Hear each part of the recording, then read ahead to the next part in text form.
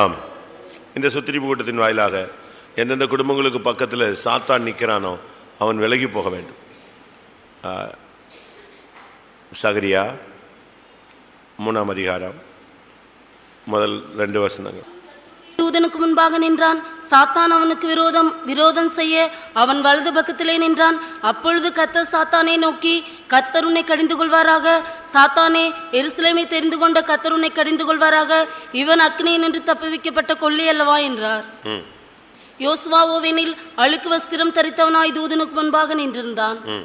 அவர் தமக்கு முன்பாக நிற்கிறவர்களை நோக்கி, இவன் மேல் இருக்கிற அழுக்கு வஸ்திரங்களை களைந்து போடுங்கள் என்றார். பின்பு அவனை நோக்கிப்பார், நான் உன் அக்கிரமத்தை உன்னிலிருந்து நீங்க செய்து உனக்கு சிறந்த வஸ்திரங்களை தரிப்பித்தேன் என்றார். அதுக்கு பிறகு சாத்தான் அங்கே இல்லை, அவனை போன்னு சொல்ல வேண்டியதில்லை. அவன் நெஞ்சிட்டான், போயிடுவான்.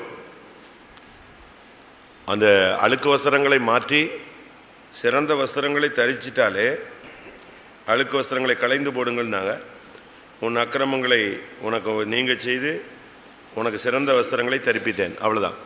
அது பிறகு அந்த அதிகாரத்திலேயோ அதுக்கு பின்னாலேயோ யார் கிடையாது, சாத்தான் கிடையாது. இந்த அழுக்கு வஸ்திரம் இருக்கிற வரைக்கும் தான் இந்த சாத்தான் வந்து தீங்கு செய்ய நம்ம பின்னாலேயே வந்துக்கிட்டு இருப்பான். வலது பக்கத்தில் கூட வந்து நிற்பான். சாத்தான் அவனுக்கு விரோதம் செய்ய அவன் வலது பக்கத்தில் வந்து நின்றான். வலது பக்கத்தில் நிற்க வேண்டிய ஆள் யாரு சொல்லுங்க? வலது பக்கத்தில் நாம் யாரை வைத்திருக்கணும்? ஆசிங்க,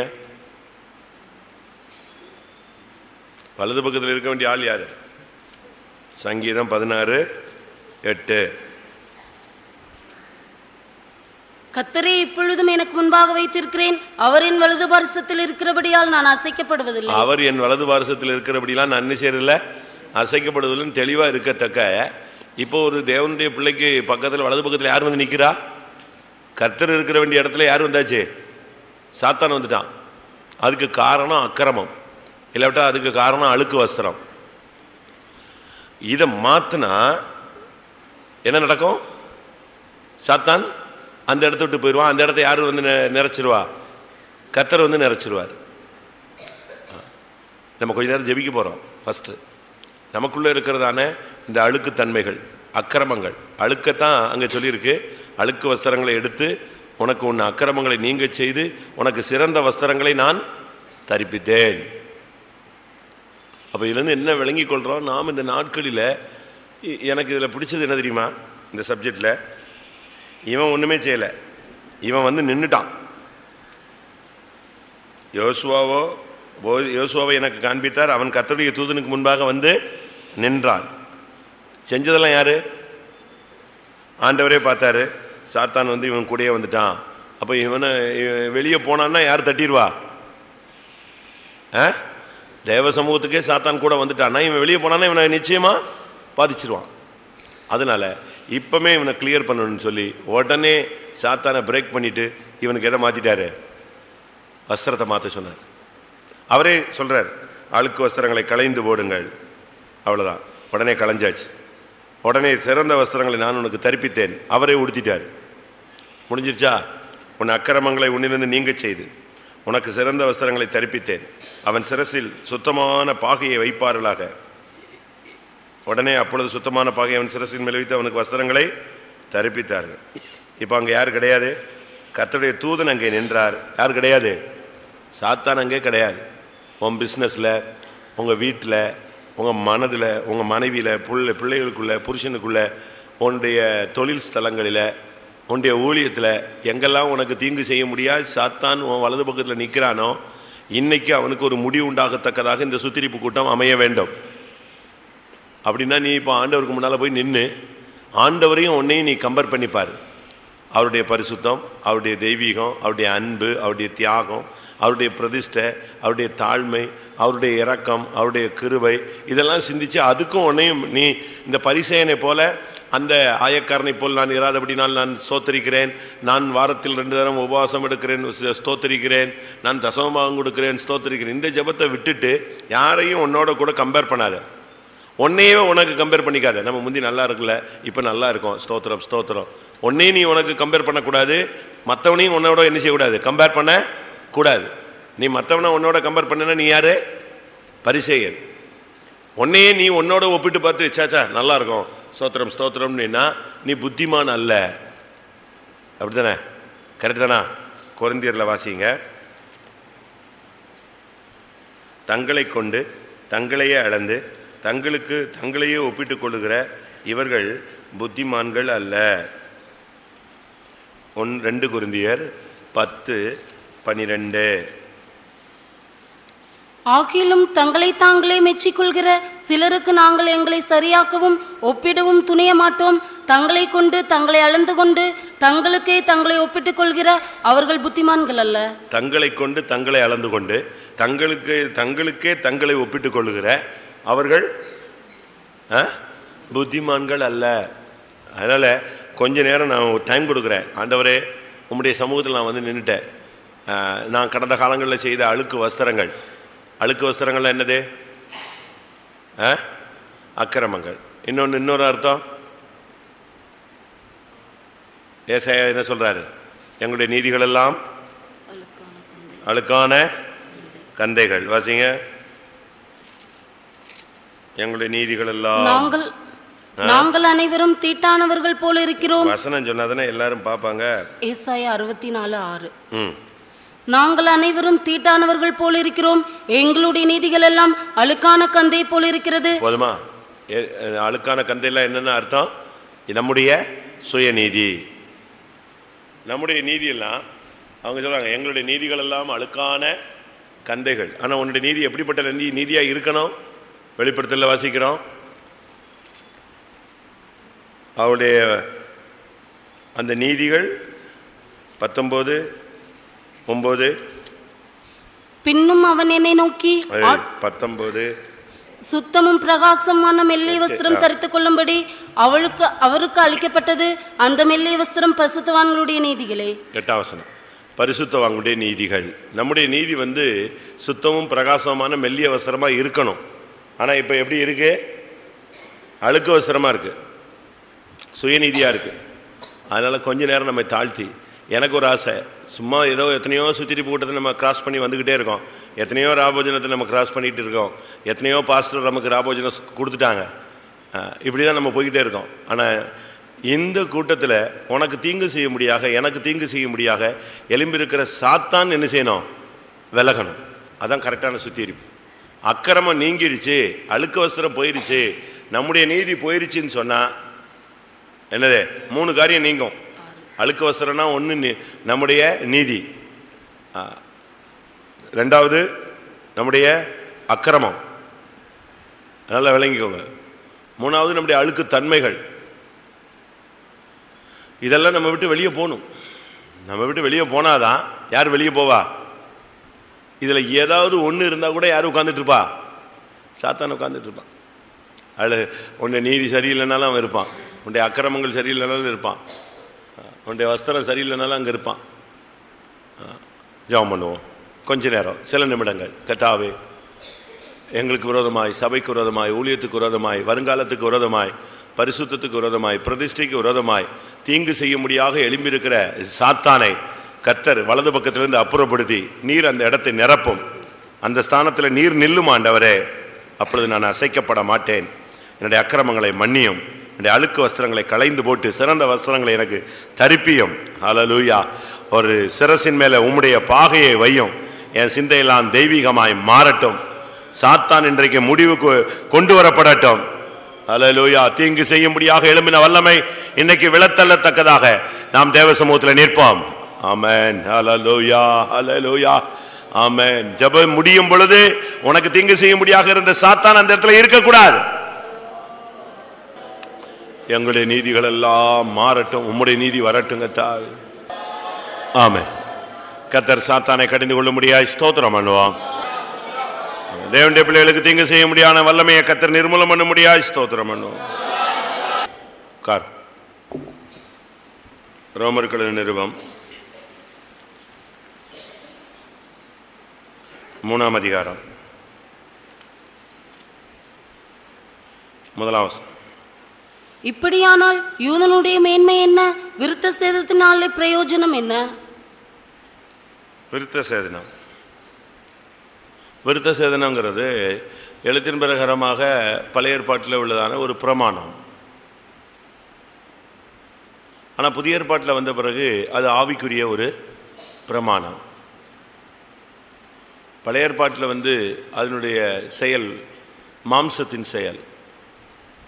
ஆனால் புதிய ஏற்பாட்டில் இது ஆவிக்குரிய ஒரு செயல். பழைய ஏற்பாட்டில் ஒரு பகுதியில் நடக்கிறது விருத்த சேதனம். ஆனால் புதிய ஏற்பாட்டில் ஆவிக்குரிய ரீதியில் நம்முடைய ஆவியில் ஒரு விடுதலையின் ஜீவியத்திற்காக அருளப்படுகிற விருத்த சேதனம். நீ ஆபிரகாமாக இருந்தால் கட்டாயம் நீ விருத்த சேதனம் பண்ணப்பட வேண்டியது அவசியம். எழுத்தின் பிரகாரம் அல்ல, ஆவிக்குரிய ரீதியில். நீ கிறிஸ்துவா இருந்தாலும் இல்லாவிட்ட கிறிஸ்தவனாக இருந்தாலும் இயேசு கிறிஸ்து 8ஆம் நாளில் விருத்த சேதனம் பண்ணப்பட்டார். அப்படி இருக்கா? இருக்கா? அப்படி இருக்கும். லூக்கா சுவிசேஷத்தில் பிள்ளைக்கு விருத்த சேதனம் பண்ண வேண்டிய 8ஆம் நாளில், அதாவது பேர் வைக்கிற அந்த டைம், அதெல்லாம் இருக்குது. அதனால் இதுலேருந்து என்ன விளங்கி கொள்கிறோன்னா, ஒரு ஆவிக்குரிய மனிதனுக்கு அவசியமானது விருத்த சேதனம். 1:2:21. பிள்ளைக்கு விருத்த சேதனம் பண்ண வேண்டிய 8ஆம் நாளிலே, அது கற்பத்திலே உட்பவித்திருக்கிறதற்கு முன்னே தேவதூதனால் சொல்லப்பட்டபடியே அதற்கு இயேசு என்று பெயரிட்டார்கள். அதனால் விருத்த சேதனங்கிறது ஒரு ஆவிக்குரிய மனுஷனுடைய ஜீவியத்தில் நடைபெற வேண்டிய முக்கியமான அனுபவம். நமக்கு இந்த நாட்களில் நாம் ஆவிக்குரியவர்களாக இருந்தால் விருத்த சேதனம், எழுத்தின் பிரகாரமான விருத்த சேதனம், ஆவிக்குரிய விருத்த சேதனம் 3 இடங்களில் நடைபெற வேண்டும். நமக்கு அது நடைபெற்றிருக்கிறான்னு பாருங்க. ஒன்று இருதயத்தில், மற்றொன்று உதடில். பைபிள் அப்படித்தான் சொல்லுகிறது. அடுத்தது செவியில்.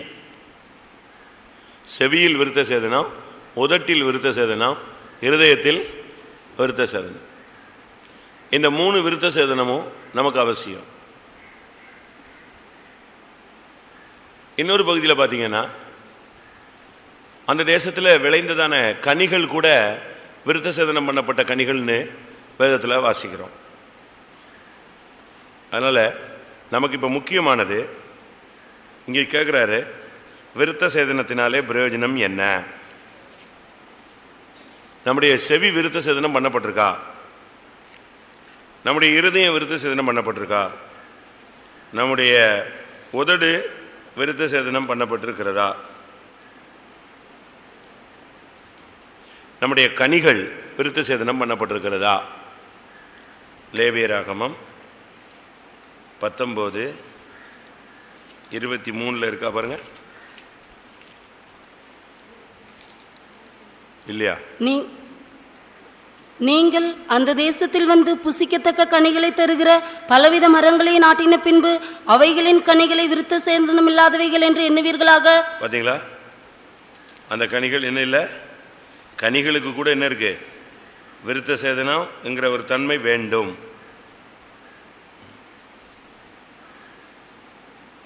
ஏனென்றா நீங்கள் அந்த தேசத்தில் புதுசாக போயிருக்கீங்க. அதனால் அந்த தேசத்தில் இருக்கிற கனி எப்படிப்பட்ட கனியாக இருக்கும்?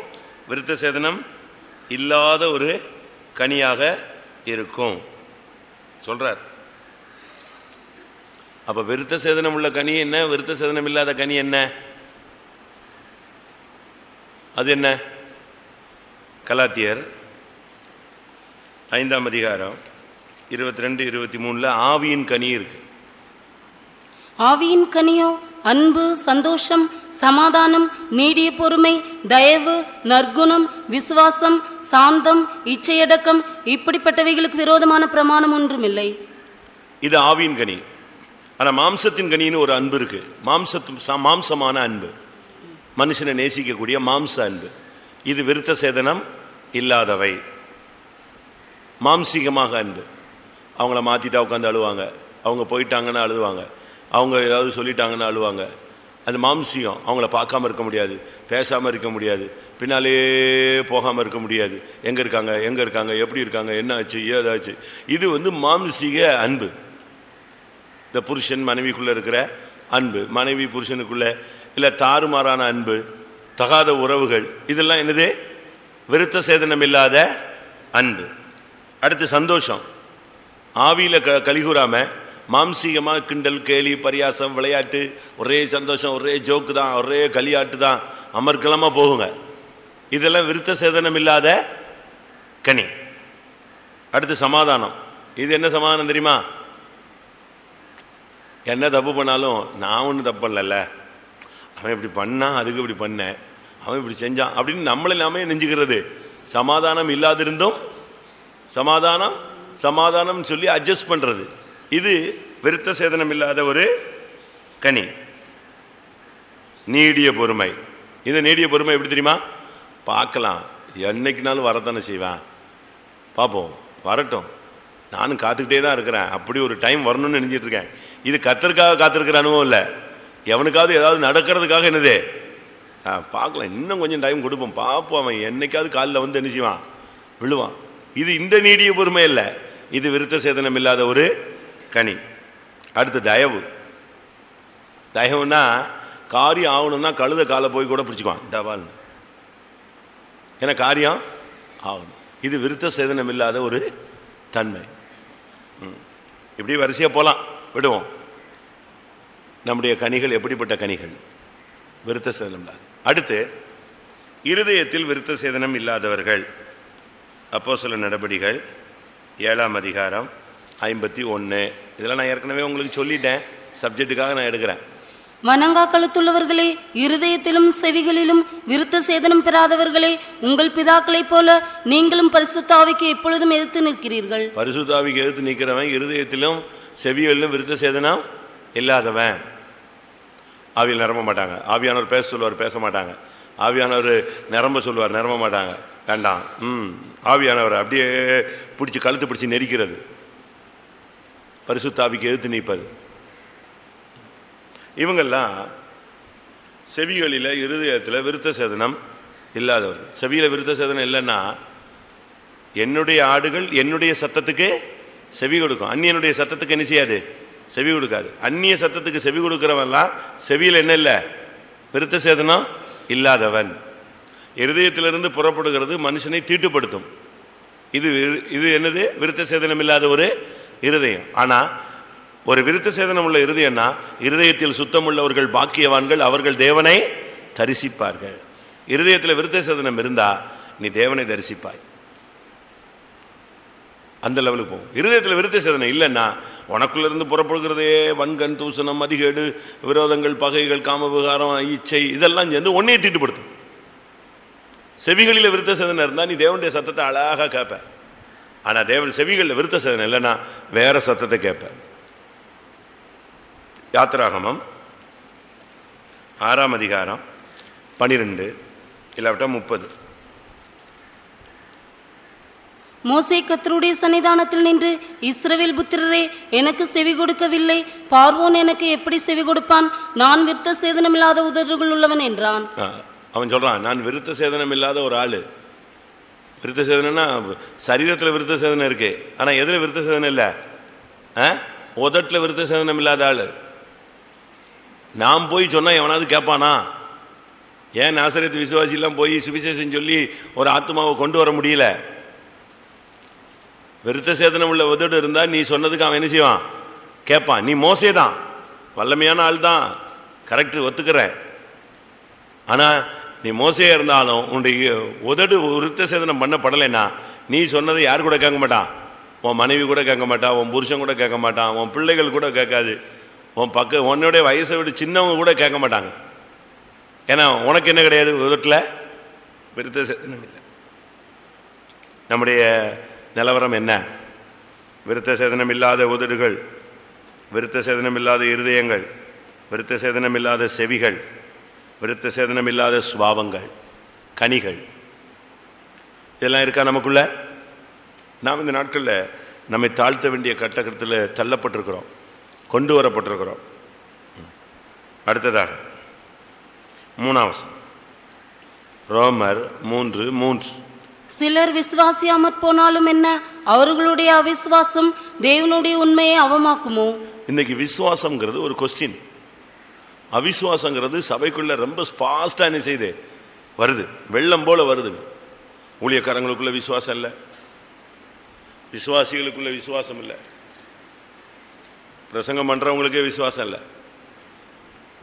பைபிள் எல்லார் கையிலும் இருக்கு, ஆனா என்ன கிடையாது, விசுவாசம் ரொம்ப குறைவு. இன்னும் பைபிள் சொல்லியிருக்கு, விசுவாச துரோகம் முந்தி நேரிடும். மனுஷகுமாரன் பூமியில் வெளிப்படும் பொழுது விசுவாசத்தை காண்பாரம். அவர்களுடைய அவிசுவாசத்தின் நிமித்தம் அவர் அநேக அற்புதங்கள் செய்யக்கூடாமல் போயிற்று. எபிரேயர்ல வாசிக்கிறோம், அவிசுவாசம் உள்ள பொல்லாத இருதயம் உங்களில் ஒருவனிலும் இராதபடி எச்சரிக்கையாயிருங்கள். அவர்கள் அவிசுவாசத்தினாலே இளைப்பாறுதலில் பிரவேசியாமல் போனார்கள். வாசிங்க, நான் சொன்னதெல்லாம் வசனம் தான். எபிரேயர் 4:2. ஏனெனில் சுவிசேஷம் அவர்களுக்கு அறிவிக்கப்பட்டது போல நமக்கும் அறிவிக்கப்பட்டது. கேட்டவர்கள் விசுவாசம் இல்லாமல் கேட்டபடியினால் அவர்கள் கேட்ட வசனம் அவர்களுக்கு பிரயோஜனப்படவில்லை. விசுவாசித்தவர்களாகிய நாமோ அந்த இளைப்பாறுதல் பிரவேசிக்கிறோம். அவருடைய கிரியைகள் உலக தோற்றம் முதல் முடிந்திருந்தும் இவர்கள் என்னுடைய இளைப்பாறுதல் பிரவேசிப்பதில்லை என்று என்னுடைய கோபத்திலே ஆணையிட்டேன் என்றார். அவர்கள் அவிசுவாசத்தினால் 3:19. சகோதரரே, ஜீவனுள்ள தேவனே, 3:19. ஆதலால் அவிசுவாசத்தினாலே அவர்கள் அதில் பிரவேசிக்க கூடாமல் போனார்கள் என்று பார்க்கிறோம். பாத்தீங்களா, அவிசுவாசம் ஒரு பெரிய தடை. அதை நீங்க புரிஞ்சுக்கணும். 3:12. சகோதரரே, ஜீவனுள்ள தேவனை விட்டு விலகுவதற்கு எதுவான அவிசுவாசம் உள்ள பொல்லாத இருதயம் உங்களில் ஒருவனுக்குள்ளும் இராதபடிக்கு நீங்கள் எச்சரிக்கையாயிருங்கள். எவ்வளவு தெளிவா அங்க எபிரேய நிருபக்காரன் சொல்றான் பாருங்க. அவிசுவாசங்கிறது ஒரு பெரிய தீமையான சக்தி. இன்னைக்கு நம்முடைய விசுவாசம் எங்க? தெசலோனிக்கேல இருக்கு. உங்கள் விசுவாசம் விசுவாசம் எல்லாரிடத்திலும் இல்லையே. லூக்கால வாசிக்கிறோம், இயேசு கேட்கிறார், உங்கள் விசுவாசம் எங்கே? உங்க விசுவாசம் எங்க இருக்கு? எங்க காட்டுங்க பார்க்கலாம். எலியாவின் தேவன் எங்கே அப்படின்னா உடனே யோர்தான் 2 நெஞ்சிருச்சு, பிரிஞ்சிருச்சு. எங்கள் பிதாக்களின் நாட்களில் நடந்த அற்புதங்கள் எங்கே அப்படின்னு கேட்டான். கர்த்தர் அவன் மூலமா பெரிய காரியத்தை செய்தார். அதனால நாம இந்த நாட்களில் சரியான ஒரு விசுவாசத்தில் வர வேண்டிய ஒரு காலம். 2 தெசலோனிக்கேயர் 3:2. துர்க்குணராகிய பொல்லாத மனுஷர் கை நின்று நாங்கள் விடுவிக்கப்படும்படிக்கும் எங்களுக்காக வேண்டிக் கொள்ளுங்கள். விசுவாசம் எல்லாரிடத்திலும் இல்லையே. விசுவாசம் எல்லாரிடத்திலும் இல்லையே. லூக்கா 8:25. அவர் அவர்களை நோக்கி உங்கள் விசுவாசம் எங்கே என்றார். எங்கே கேட்கிறாரு, உங்க விசுவாசம் எங்க போச்சு? அப்ப இதுல இருந்து என்ன விளங்கி கொள்றோம்னா, நம்முடைய மார்க்கத்தினுடைய பேசிக்கே என்னதான், அஸ்திபாரமே இதுதான், விசுவாசம். அவிசுவாசம் அதற்கு டெட் ஆப்போசிட்டான பாயிண்ட். வியாதி நேரத்தில் தான் இந்த விசுவாசம் அவிசுவாசங்கிறத மீட்டர் போட்டு கண்டுபிடிக்க முடியும். பிரச்சனை உச்சகட்டமாகும் போது, பண தேவைகள் வரும் பொழுது, மன போராட்டங்கள் வரும் பொழுது தான் இந்த விசுவாசத்தை கண்டுபிடிக்க முடியும். இப்போ போய் நீ மீட்டர் போட்டு பார்த்தீங்கன்னா, உனக்கு ஜுரம் இல்லாத நேரத்தில் மீட்டர் போட்டால் என்ன இருக்கும்? ஜுரம் இல்லை. அந்த டீப்பத்திக்கு வாயில் வச்சுக்கிட்டு உட்காந்துருந்தீங்கன்னா ஒன்றுமே இருக்காது. அது நார்மல் டெம்பரேச்சர் தான் என்ன செஞ்சுக்கிட்டே இருக்கும். ஜுரம் வரும்போது பார்த்தா தான் தெரியும் அது என்னது 108 110. அப்படித்தானே? அதே போல உன் விசுவாசத்தை விசுவாசத்தில் பாரு. விசுவாசத்தில் நீ என்ன நிலவரத்தில் இருக்குன்னு மீட்டை போட்டு பாரு. விசுவாசியா அவிசுவாசியா? தோமாவை பார்த்து பட்டால்னு பேசிவிட்டாரு ஆண்டவர். பட்டுன்னு சொல்லிவிட்டாரு. அவிசுவாசியாராமல் எப்படி இரு, விசுவாசியாருன்ட்டார். பட்டுன்னு சொல்லிட்டார். அவன் ஆடி போயிட்டான். அதனால் ரொம்ப அழுதானான். சார் நான் இப்படி பண்ணிட்டேனே. அந்த ஆணி பாய்ச்சப்பட்ட கரத்தை என்ன செய்வேன், பார்த்தா தான் என்ன செய்வேன், நம்புவேன்னா. அதுக்கு அவனை காட்டிட்டு சொன்னார், தோமாவே என்ன அவிசுவாசியாராமல் விசுவாசியார், இனிமேலாவது விசுவாசி, என்னுடைய உயிர்த்தெழுதலை விசுவாசி. நமக்குள்ளே எவ்வளோ அவிசுவாசம் வந்திருக்கும். போன ராபோஜனத்திலிருந்து இந்த ராபோஜனம் வரைக்கும் எத்தனை விசை விசுவாசத்தை மறுதளித்திருப்போம், எத்தனை விசை விசுவாசத்தில் குறைஞ்சிருப்போம், எத்தனை விசை அவிசுவாசத்துக்கு இடம் கொடுத்துருப்போம். அவிசுவாசம் சில நேரத்தில் சிங்காசனம் போட்டு உள்ளே வந்து உட்கார்ந்துருது. 3ஆம் அதிகாரம் 7ஆம் வசனம். அன்றியும் என் பொய்யினாலே தேவனுடைய சத்தியம் அவருக்கு மகிமையுண்டாக விளங்கினதுண்டானால், என் பொய்யினால் பவுல் சொல்ல, அன்றியும் என் பொய்யினால் அப்படிங்கிற பொய், பொய் வந்து கைவந்த கலை. அது எல்லாருக்குள்ளேயும் என்ன செய்யுது இருக்குங்க. சின்ன பொய், பெரிய பொய், பச்சை பொய். ஒரு சிலர் சொல்லுவாங்க பச்சையாக பொய் சொல்கிறான்னு. அதாவது அவன் பொய் சொல்கிறதுக்கு வந்து ஒளிவு மறைவு இல்லாமல் ஓப்பனாக பொய் சொல்கிறான். ஒரு உலகத்தில் சொல்லுவாங்க பொய் சொன்னாலும் பொருந்த சொல்லணுமா உலகத்தில். நம்ம ஆள் அப்படியே பச்சை பொய் சொல்கிறான். நான் போயிட்டு இருந்தேன்னா அது வந்துச்சா போய்ச்சாமா ஒன்றும் இருக்காது. புருஷன்ட்ட எத்தனை பொய் சொல்லியிருப்பீங்க, மனைவிட்ட எத்தனை ட்ரிப் பொய் சொல்லியிருப்பீங்க, பேரண்ட்ஸ்கிட்ட எத்தனை தரம் பொய் சொல்லியிருப்பீங்க, உங்கள் பிள்ளைகள்கிட்ட கூட எத்தனை தரம் பொய் சொல்லியிருப்பீங்க, நடத்திப்புக்காரங்கிட்ட எத்தனை தரம் பொய் சொல்லியிருப்பீங்க. அதை விட்டு ஆண்டவர்கிட்ட எத்தனை தரம் பொய் சொல்லியிருக்கீங்க. நீங்கள் சொல்கிற ஒவ்வொரு பொய்யும் யாருக்கு விரோதமானது? அப்போஸ்தலர் நடபடிகள் 5ஆம் அதிகாரமா? அனனியா சப்பீரா 4ஆம் வசனம். அதை விற்கும் முன்னே அது உன்னுடையதா இருக்கவில்லையோ? 3ஆம் வசனம். பேதுரு அவனை நோக்கி, அனனியாவே, நிலத்தின் கிரயத்தில் ஒரு பங்கை வஞ்சித்து வைத்து பரிசுத்த ஆவியினிடத்தில் பொய் சொல்லும்படி சாத்தான் உன் இருதயத்தை நிரப்பினது என்ன? பரிசுத்த ஆவியினிடத்தில் பொய் சொல்லும்படி. ஆனால் அவன் சொல்லிக்கிட்டு இருந்தது யார்கிட்ட? பேதுருட்ட. ஆனால் பேதுரு என்ன எப்படி யார்கிட்ட டைரக்ட் பண்ணி விட்டாரு? நீ ஒரு ஊழியக்காரன்ட்ட, அதுவும் நான் சீஃப் பாஸ்டரு, நான் பிரதான ஆசாரியன், பிரதான அப்போஸ்தலன், என்கிட்ட வந்து போய் சொல்லிட்ட அப்படின்னு சொல்லலை. அவர் என்ன சொன்னார்? பரிசுத்த ஆவியினிடத்தில் பொய் சொல்ல சாத்தான் உன் இருதயத்தை நிரப்பினது என்ன. அப்போ புருஷன்ட்ட பொய் சொல்லலை, போல்டா ஆண்டவர்கிட்ட பொய் சொல்கிற, உனக்குள்ள இருக்கிற ஆவியானவரோடு எழுத்து நின்று பொய் சொல்கிற. நான் சொல்கிறேன், பொய் வந்து ஒரு பொல்லாத ஆவி. பாசிங்க, பழைய ஏற்பாட்டில் ஆண்டவர்கிட்ட ஒரு ஆவி போய் கேட்குது, நான் போய் அவர்களுக்கு போதிக்கட்டுமா? நீ எப்படி போதிப்பாய்? நான் பொய்யின் ஆவியாய் போய் போதிப்பேன். ஆண்டவர்கிட்ட அது ரூட் சொல்லி கொடுக்குது. நீங்கள் எனக்கு சான்ஸ் மட்டும் கொடுங்க, நான் போகிறேன், நான் அங்கே போய் என்ன செய்வேன்? பொய்யின் ஆவியாக உள்ளே போய் உட்காந்துக்குவேன். அப்படியா? சரி போன்ட்டார். நாளாகமத்தில் வாசிங்க.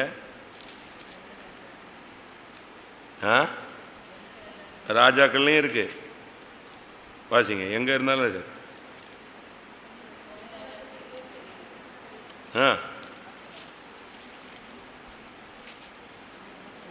அப்பொழுது இஸ்ரவேலின் ராஜா யோசபாத்தை நோக்கி, வசனம் சொன்னாதானே எல்லாரும் பார்ப்பாங்க. 1 ராஜாக்கள் 22:8. 22:8. அப்பொழுது இஸ்ரவேலின் ராஜா யோசபாத்தை நோக்கி, கர்த்தரிடத்தில் விசாரித்து அறிகிறதற்கு இங்க என்ன இருக்கு, அங்க எங்க இருக்கு? பொய்யின் ஆவியா இருப்பேன்னு இருக்கா? அதுல சம்பந்தம் இல்லாம என்னத்தைய வாசிச்சு அப்படி?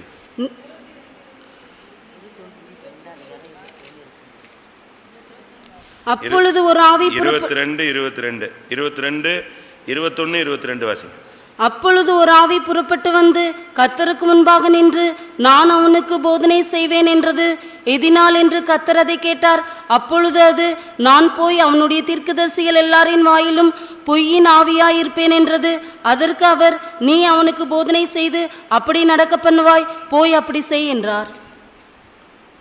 அப்போ இன்னைக்கு புருஷன்ட்ட பொய் சொல்ல போறீங்கன்னா பரலோகத்துல வந்து அந்த ஆவி கேட்கும், நான் போய் இந்த சிஸ்டருக்குள்ள பொய்யின் ஆவியாய் போகட்டுமா, போ அப்படி செய் அப்படின்னோடனே நீங்க, நான் எங்கெங்க காசு எடுத்தேன், நான் எங்க பார்த்தேன், நான் வெளியவே போல, நான் இங்கேயே தான் இருக்கேன், ஏன் எப்படி சொல்றீங்க அநியாயமா அப்படிமீங்க. ஏன்னா அந்த ஆவி ஃபுல் பெர்மிட் அடிச்சு எங்க இருந்து வந்திருக்கு? ஃபுல்லாக பெர்மிட், ஃபுல் பெர்மிட்டில் வருது அது. சரி, ஒரு ட்ரிப்பா? இல்லை இல்லை, இந்த பிரச்சனை எப்பெல்லாம் பேசுகிறாங்களோ இதே மாதிரி பேசும்படியாக நீ போய் அப்படி செய் அப்படின்னா, ஒரு 2 வருஷம் கழிச்சு இந்த கதை பேசினாலும் நான் அன்னைக்கே சொல்லிட்டேனே, திருப்பி அதே போய் ஓங்கி அடிக்கிறது. பொய்யை 9 தரம் சொல்லிட்டா என்ன ஆயிரும்? பொய் உண்மையாயிடும். திரும்ப திரும்ப சொன்னால், ஒரே காரியத்தை திரும்ப திரும்ப சொன்னால் என்னது? பொய்யும் உண்மையாயிருமா? ஆனால் அப்படி அல்ல. அப்போ எல்லா வீட்டுக்குள்ளேயும் அப்பப்போ வருது. கேயாசிட்ட கேட்டான், நீ எங்கே இருந்து வந்தாய்? நான் எங்கே இருந்தேன்? நான் இங்கே தான் இருக்கேன். இல்லையே, நீ அங்கே போனியே, என் மனம் உன்னோடு கூட வரவில்லையா? எப்படி இருக்கும்? அப்பமே செத்து விழுந்திருக்கணும் அவன், அனனியா மாதிரி. காலமெல்லாம் குஷ்டரோகியா சாகிறதுக்கு அன்னைக்கு செத்துருந்தாலே முடிஞ்சிருக்கும். வாசிங்க 2 ராஜாக்கள். பொய். அப்பொழுது அவன் இவனை பார்த்து, அந்த மனுஷன் உனக்கு எதிர்கொண்டு வர தன் ரதத்திலிருந்து இறங்கி திரும்புகிற போது என் மனம் 25. பின்பு அவன் உள்ளே போய் தன் எஜமானுக்கு முன்பாக நின்றான். கேயாசியே, எங்கே இருந்து வந்தாய் என்று எலிசா அவனை கேட்டதற்கு, அவன் உமது அடியான் எங்கும் போகவில்லை என்றான். உமது அடியான் எங்க போல? எங்கும் போகவில்லை, நான் இங்கேயே தான் நிற்கிறேன். எப்படிலாம் போய் சொல்றான் பாருங்க. உமது அடியான் எங்கும் போகவில்லை. அப்பதான் கேட்டான், நீ இங்கேருந்து நீ போனியே, அவன் ரதத்திலேருந்து இறங்கினானே, அப்போ நான் பார்த்துக்கிட்டு தானே இருக்கிறேன், என் ஆவி அங்கே தானே நின்றுச்சு. அதனால் நமக்குள்ள இந்த நாட்களில் பொய் பயங்கரமாக இருக்குங்க. சின்ன பொய், பெரிய பொய், நேரத்துக்கேற்ற சமயத்துக்கேற்ற பொய். தயவு செய்து இந்த பொய்யின் ஆவியை வெளியே கொண்டு போங்க. பொய் ஒரு ஆவி. இந்த ஆவி ஸ்ட்ராங் ஆயிடுச்சுன்னு சொன்னால் பேச்செல்லாம் போய், நிற்கிறதெல்லாம் போய், பார்க்குறதெல்லாம் போய், எல்லாத்தையும் போய் சொல்ல ஆரம்பிச்சிருவீங்க. ஊழியக்காரன்ட்ட எத்தனை பேர் போய் சொல்கிறான் தெரியுமா?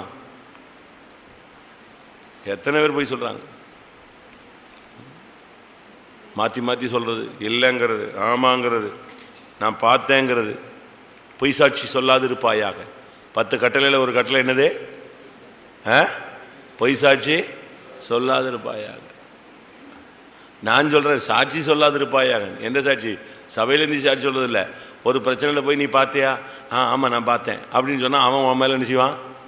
கோவப்படுவான். அந்த சாட்சி கூட நமக்கு வேண்டாம். நம்ம ஏரியா போயிட்டே இருப்போம் தோத்திரம் பண்ணிட்டு.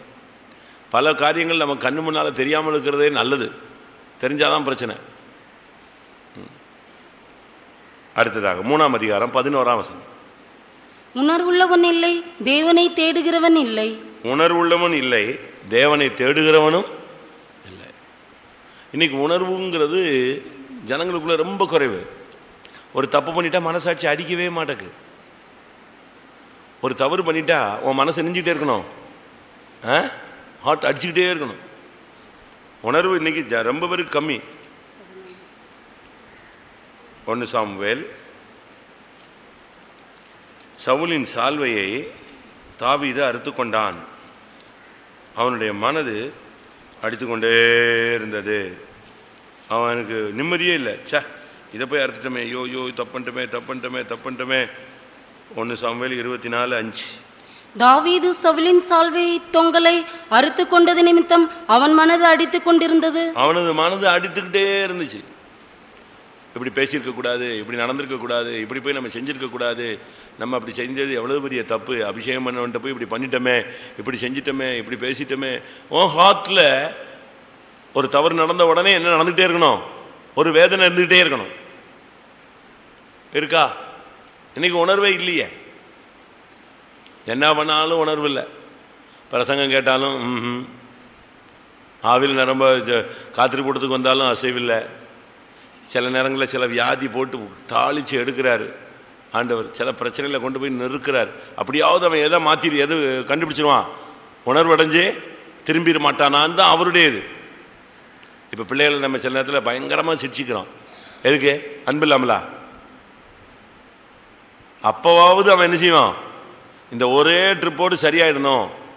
அந்த தவறு வரும்போது இல்லை இதுக்கு அடி உண்டு, இதுக்கு பனிஷ்மெண்ட் உண்டுங்கிற ஒரு பயம் இருக்கணும்னு தான் நம்ம செய்கிறோம். நம்ம பிள்ளைகள் தான் அதே இதில் சில பிள்ளைகளை அடித்து இவங்க ட்ரைனிங் கொடுத்துருவாங்க. அதுக்கு பிறகு அவனை கேட்டால் அவர் அடிப்பார், அவ்வளோதானேப்பா அப்படி அது மழுங்கிடுச்சு. அது திருப்பி அது பிறகு அவனை அடிச்சு என்ன இல்லை, சுத்தமாக பிரயோஜனமே இல்லை, உணர்வே இருக்காது. நான் சொன்னல அன்னைக்கு சொன்னல, ஒரு திருடனை பிடிச்சி அடித்து உண்மையே ஒத்துக்கலன்னு சொல்லி அவனுக்கு காஞ்ச மிளகாயை போட்டு தீ கொளுத்தினாங்களாம். தலைகளை கட்டி வச்சு தலைகளை தொங்கிட்டு இருந்தானா. என்னடா தலைகளை கட்டி கூட இந்த பையன் உண்மையை சொல்ல மாட்டேங்கிறான்னு சொல்லி மிளகாயை போட்டு தீ வச்சு கொளுத்தினாங்க.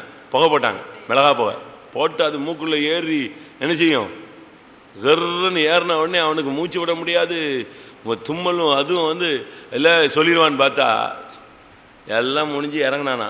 அப்பவும் உண்மையை சொல்லலையா. என்னடா உனக்கு இப்படி மிளகா போட்டு பயங்கரமாக இருச்சாங்க, ரொம்ப நாளாக ஜலதோஷம் இருந்துச்சுடா, இப்போ தான் சரியாயிடுச்சு நானா. அவனுக்கு என்ன இல்லை, அவனுக்கு என்ன இல்லை, ஓவர் சளியாக இருந்துச்சு. இந்த மிளகா போட்டு போட்டு போட்டு மொத்த சளியும் வடிஞ்சு வெளியே போயிடுச்சு. புண்ணியம் ஏதாவது சுகமாச்சுன்னா. இவனை உண்மையை சொல்லுவான்னு பார்த்தா இவன் என்ன செய்கிறான், அதுவும் நன்மை கேட்டு போகிற பாத்தியா இருந்தான். உணர்வுங்கிறது ஒரு சிலருக்கு எதுவுமே கிடையாது. புருஷன் ஏசுறானே, திட்டுறானே, ஏன் இப்படி நடந்துச்சு, இப்படிலாம் அசிங்கப்படுத்துகிறாங்களே, நம்ம இப்படி பண்ணக்கூடாது, இப்படி பேசக்கூடாது, இப்படி போகக்கூடாது, இப்படி வரக்கூடாது, இப்படி செய்யக்கூடாது. இது இந்த நடு ரோட்டில் எருவு மாடு போயிட்டு இருக்கோம், இவன் போட்டு பாம் பாம் பாம் பாம் பான்னு அடிப்பான். அதுக்கு பேர் என்ன பேர், ஸ்பீட் பிரேக்கருமா.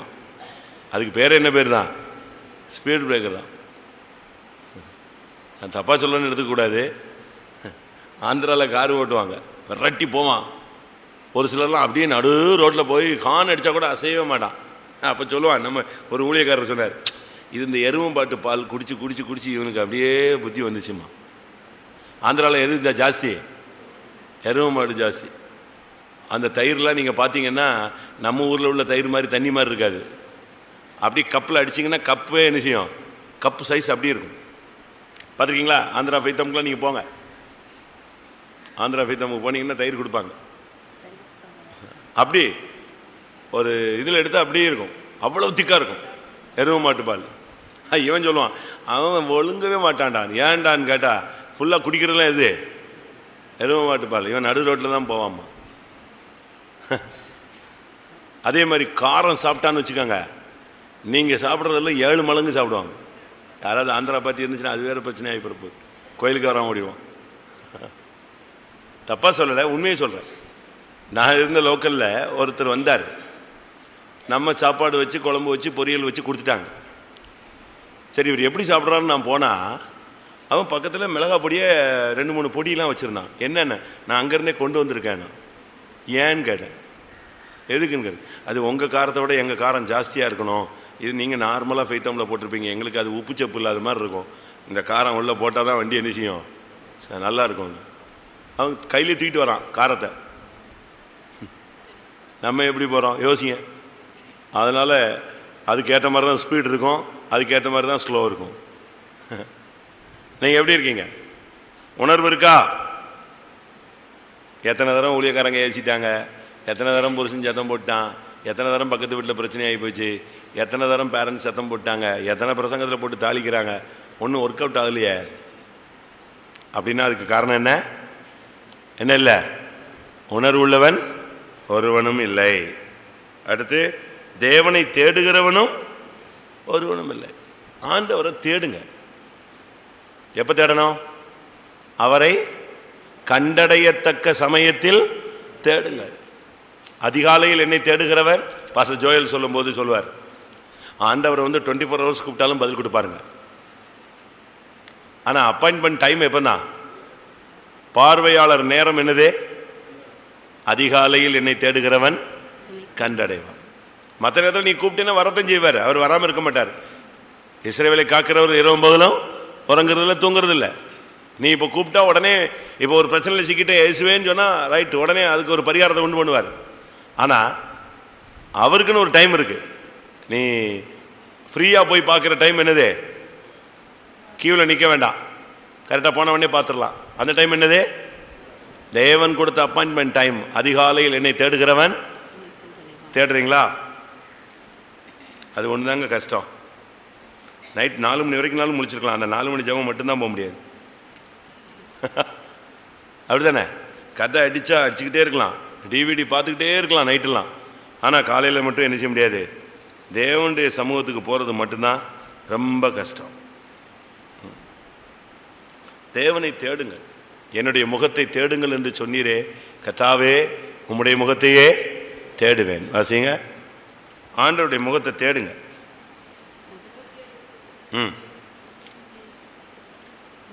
சங்கீதம்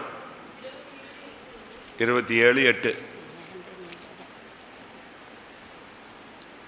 என் முகத்தை தேடுங்கள் என்று சொன்னீரே, உம்முடைய முகத்தையே தேடுவேன் கர்த்தாவே என்று என் இருதயம் உம்மிடத்தில் சொல்லிற்று. என் முகத்தை தேடுங்கள் என்று சொன்னீரே, உம்முடைய முகத்தையே தேடுவேன். கர்த்தருடைய சமூகத்தை தேடுங்க. அவரை தேடுகிறவன் ஒருவனும் இல்லை. கர்த்தரை தேடுங்க, உட்கார்ந்து ஆண்டவருடைய பிரசன்னத்தில் தேடு. எங்கே விட்டுட்டேன்னு தேடு. உன்னத பாட்டு 3:1. உன்னத பாட்டு 3:1. ராக்காலங்களில் என் படுக்கையிலே என் ஆத்தும நேசரை தேடினேன், தேடியும் நான் அவரை காணவில்லை. காணவில்லைன்னு சோத்திரம் பண்ணி படுத்துறதா? அடுத்து, நான் எழுந்து நகரத்தின் வீதிகளிலும் தெருக்களிலும் திரிந்து என் ஆத்தும நேசரை தேடுவேன் என்றேன், தேடியும் நான் அவரை காணவில்லை. நகரத்திலே தெரிகிற காவலாளர் என்னை கண்டார்கள், என் ஆத்தும நேசரை கண்டீர்களா என்று அவர்களை கேட்டேன். நான் அவர்களை விட்டு கொஞ்ச தூரம் கடந்து போன உடனே என் ஆத்தும நேசரை கண்டேன்.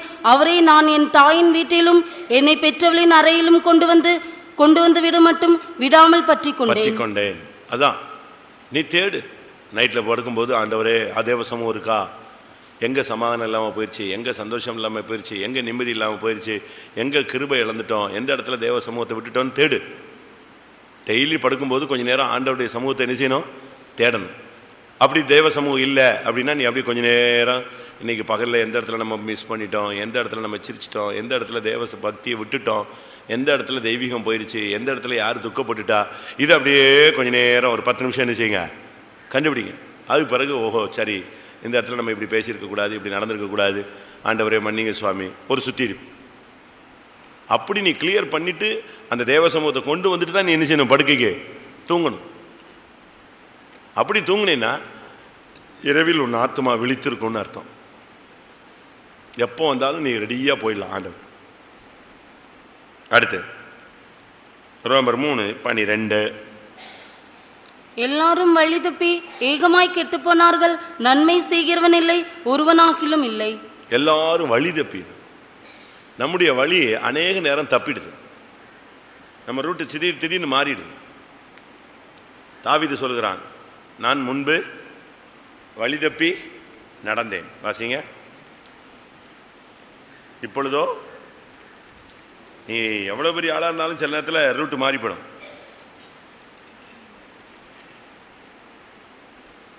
நான்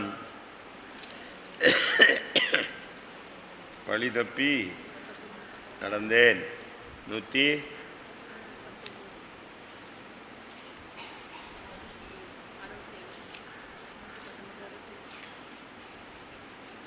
நான் உபத்திரவப்படுவதற்கு முன் வழி தப்பி நடந்தேன். கரெக்ட். இப்பொழுதும் உம்முடைய வார்த்தையை காத்து நடக்கிறேன். எத்தனை வசனம்? 119:67.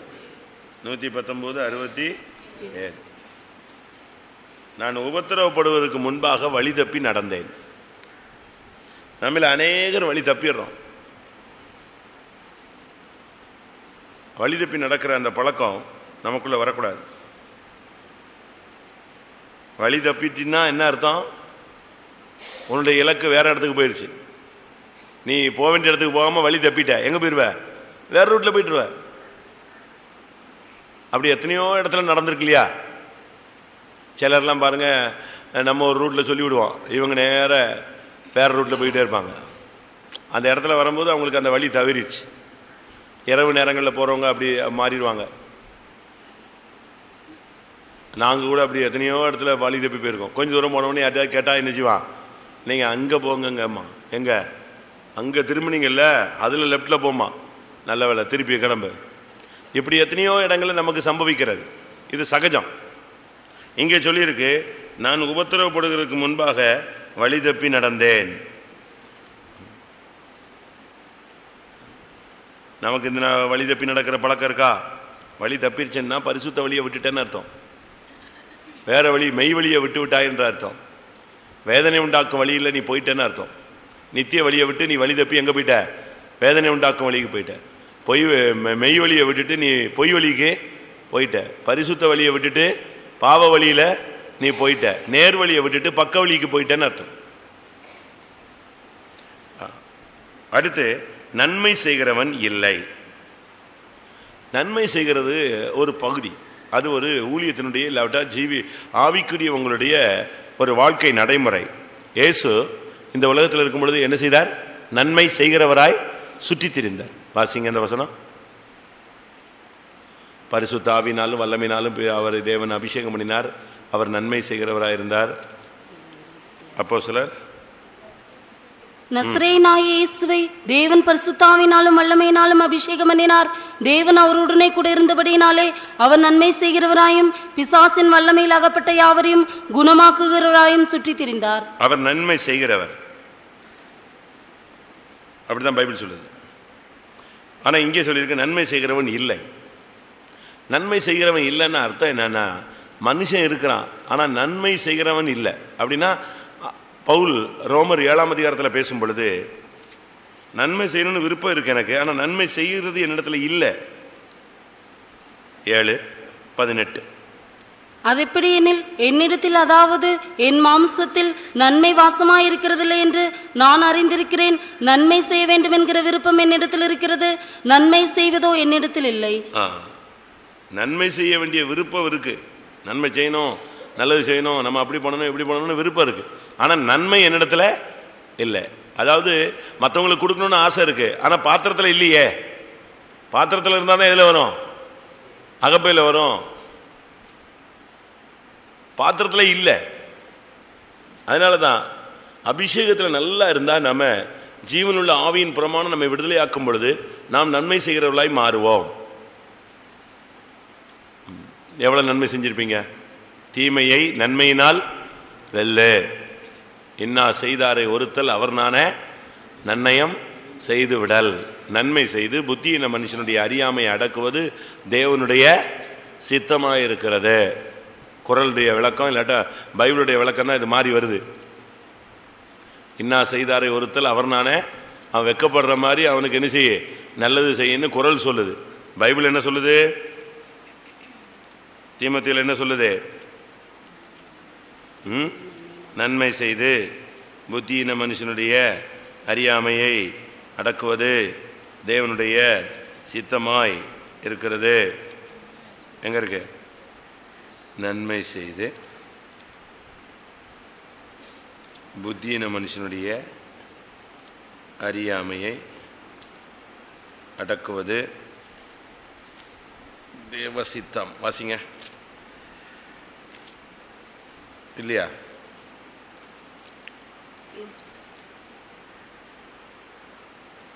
ஒன்று பேதுரு 2:15.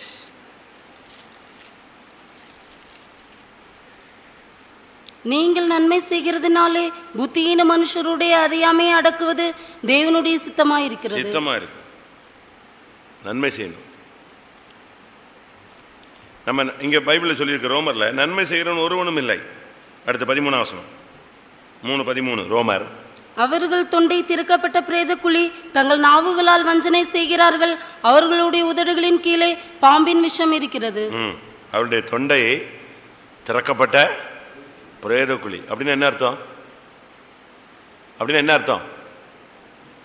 தொண்டை திறக்கப்பட்ட பிரேத குழின்னா என்ன? பிரேத குழியை திறந்து பாருங்க, செத்தான் அந்த மூச்சு அந்த ஸ்மெல்லில் நம்ம ஆளுங்களையே கொஞ்சம் குளிப்பாட்டாமல், ஒழுங்காக குளிப்பாட்டாமல், க்ளீன் பண்ணாமல் நீங்கள் செத்து போனவங்களை வச்சு பாருங்கள். எவ்வளோ பெரிய ஆளாக இருந்தாலும் அந்த ஏரியாவில் நிற்க முடியாது, நிற்க முடியவே முடியாது. ஒரு பாஸ்டர் இறந்துட்டார், அதை ஃபஸ்ட்டு க்ளீன் பண்ணவங்க நல்லா பண்ணல, அது ஃப்ரீசரில் வச்சும் கூட கண்ட்ரோல் கிடைக்கல. கடைசியில் அடக்காரதனை நடக்கி ஒரு 2 மணி நேரத்துக்கு முன்னால், அந்த சர்வீஸ் ஸ்டார்ட் பண்ணுறதுக்கு முன்னால் க்ளீன் பண்ணணும், எப்படியாவது க்ளீன் பண்ணிடுவோம், அடக்காரதனையில் ரொம்ப கிராண்டாக பண்ணணும்னு க்ளீன் பண்ண எடுத்தாங்க பாடியை. கடைசி நேரத்தில் ஐயோ நான்லாம் ஓடியே விட. உண்மையா என்னை எவ்வளோ கூப்பிட்டு பார்த்தாங்க, நீ போல்டான ஆள் வா வான்னு. எங்கே போல்டு எங்கே நிற்குது? ஸ்மெல்லு போல்டில் எந்த போல்டு எந்த இதில் போய் நிற்க மாட்டேக்கு. அந்த ஸ்மெல்லுக்கிட்ட நிற்கவே முடியல. எனக்கு வாமிட்டு ஓட்டி. இப்போ சாப்பிட்டது கூப்பிட்டது எல்லாம் எங்கே போயிடும்? அங்கேயே கேர் ஆகிற மாதிரி வந்துச்சு. அவ்வளோ ஸ்மெல். என்னெல்லாமோ பண்ணி கூப்பிட்டு பார்த்தாங்க. நான் ஒரே ஓட்டம். இதுக்கு மேலே தம் பிடிக்க முடியாது. ஏன்னா ஆவி ஆத்மா சரீரத்துக்குள்ளெல்லாம் எது போயிடுச்சு? ஒரு இழுப்பு. அந்த ஸ்மெல் அடிச்ச அடியில் ஃபுல்லாக தொண்டை கண்டெல்லாம் இதாகிடுச்சு. அதுக்கு பிறகு மூச்சே எடுக்க முடியாது, அவ்வளோ ஸ்மெல். அதே போல் ஒரு சிலர் பேச ஆரம்பித்தாங்கன்னா இப்படி பேசுகிறாங்கன்னு அர்த்தம். அவருடைய தொண்டை என்னது? திறக்கப்பட்ட பிரேத குழி. அவ்வளோதான். பேச ஆரம்பித்தா ஊத்தையான வார்த்தைகள், மாம்சமான வார்த்தைகள், அருவருப்பானது, அப்படிலாம் பேசக்கூடாது. கேட்கக்கூடாத அளவில் அசிங்கமாக பேசுவாங்க ஒரு சிலர்லாம். பொம்பளை பிள்ளைகளை வச்சுட்டு பேசுவாங்க, வாலிப பையங்களை வச்சுட்டு பேசுவாங்க, சின்ன சின்ன பிள்ளைகளை வச்சுட்டு பேசுவாங்க, ஊழியக்காரங்களை வச்சுட்டு பேசுவாங்க, என்ன பக்குவமாகாதவங்களை வச்சு பேசுவாங்க, வளர்ச்சியற்றவங்களை வச்சுட்டு பேசுவாங்க. அதெல்லாம் யாரை வச்சுட்டு எதை பேசணும்னு என்ன செய்யணும்? நமக்கு தெரியணும். ஒரு குடும்ப காரியத்தை பேசணும்னா குடும்ப பொறுப்புள்ளவங்க மத்தியில் தான் என்ன செய்யணும்? அதை பேசணும். ஒரு சிலருக்கு எங்கே வச்சு எது பேசணும்னு தெரியாது. இந்த சாவு வீட்டில் உட்காந்து ஒரு சிலர் ஜோக் அடிச்சு சிரிச்சிட்டு இருப்பாங்க தெரியுமா? சாவு வீட்டில் வச்சு எல்லாம் உட்காந்து அழுதுகிட்டு பயங்கர வேதனையில் இருப்பாங்க. இது ஒரு குரூப் உட்காந்து நெஞ்சு அங்கே உட்காந்து பல்ல காட்டிட்டு இருக்கும். அவங்களுக்கு இந்த பக்குவமடையாத ஜீவன்கள், இவங்கெல்லாம் வித்தியாசமான ஜென்மங்கள். எங்கே எதை பேசணும்னு தெரியாது.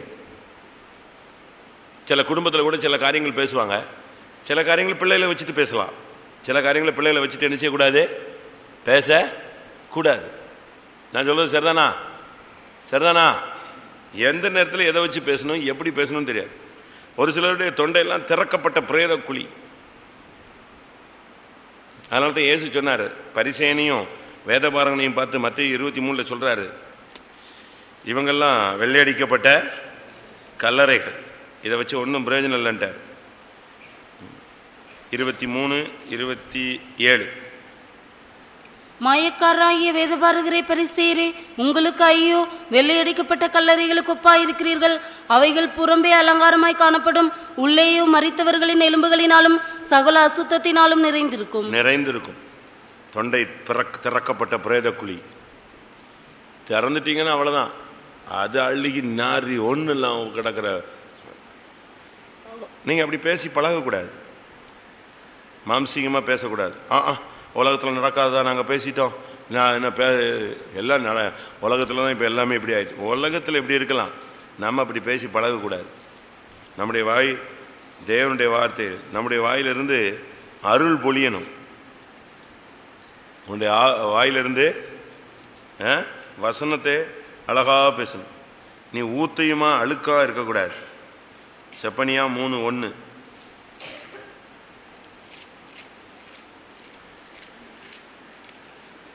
ஊத்தையும் அழுக்குமா இருக்கிற நகரத்துக்கு ஐயோ!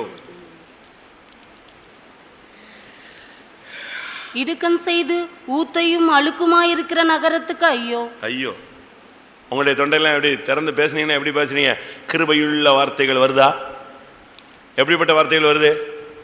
கொலோசியர் 4ஆம் அதிகாரத்தில் சொல்லியிருக்கு, உங்கள் வசனம் வார்த்தை எப்படிப்பட்டதாக இருக்கணும்? உப்பால் சாரமேறினதாயும் கிருபை பொருந்தினதாயும் இருப்பதாக. 4:4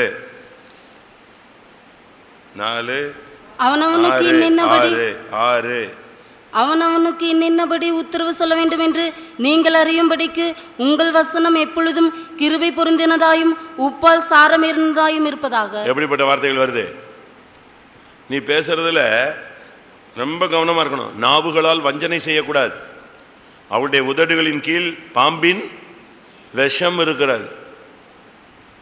உடனே இவங்க சொல்லிடுவாங்க, உங்கள் அம்மா இப்படி, உங்கள் அக்கா இப்படி, உங்கள் அண்ணன் அப்படி, உங்கள் அவன் இப்படி, நான் விவரம் தெரியாமல் இப்படி மாட்டிக்கிட்டேன், ஐயோ கேட்டு பார்த்தா எப்படி இருக்குது தெரியுமா, பழைய கதை எல்லாத்தையும் நினைச்சிருவாங்க. சாக்கடை கீக்கடைலாம் தோண்டி எடுத்து பிரேத குழியவே தோன்றுறானே, இவன் சாக்கடையாக தோண்ட மாட்டான். யோசிச்சு பாருங்க. நம்முடைய வாயில வார்த்தைகள் ரொம்ப கவனமா இருக்கணும். அநேகர் கிருபை இழந்து போனது எதுல தான்? வாயின் வார்த்தைகள்ல தான். தராதரம் தெரியாம பேசுவாங்க, பரிசுத்தத்துக்கு மாறா பேசுவாங்க, விசுவாசத்துக்கு மாறா பேசுவாங்க, மாம்சீகமா பேசுவாங்க, அருவருப்பா பேசுவாங்க, அசுத்தமா பேசுவாங்க, கேட்கக்கூடாத வார்த்தைகள்லாம் பேசுவாங்க.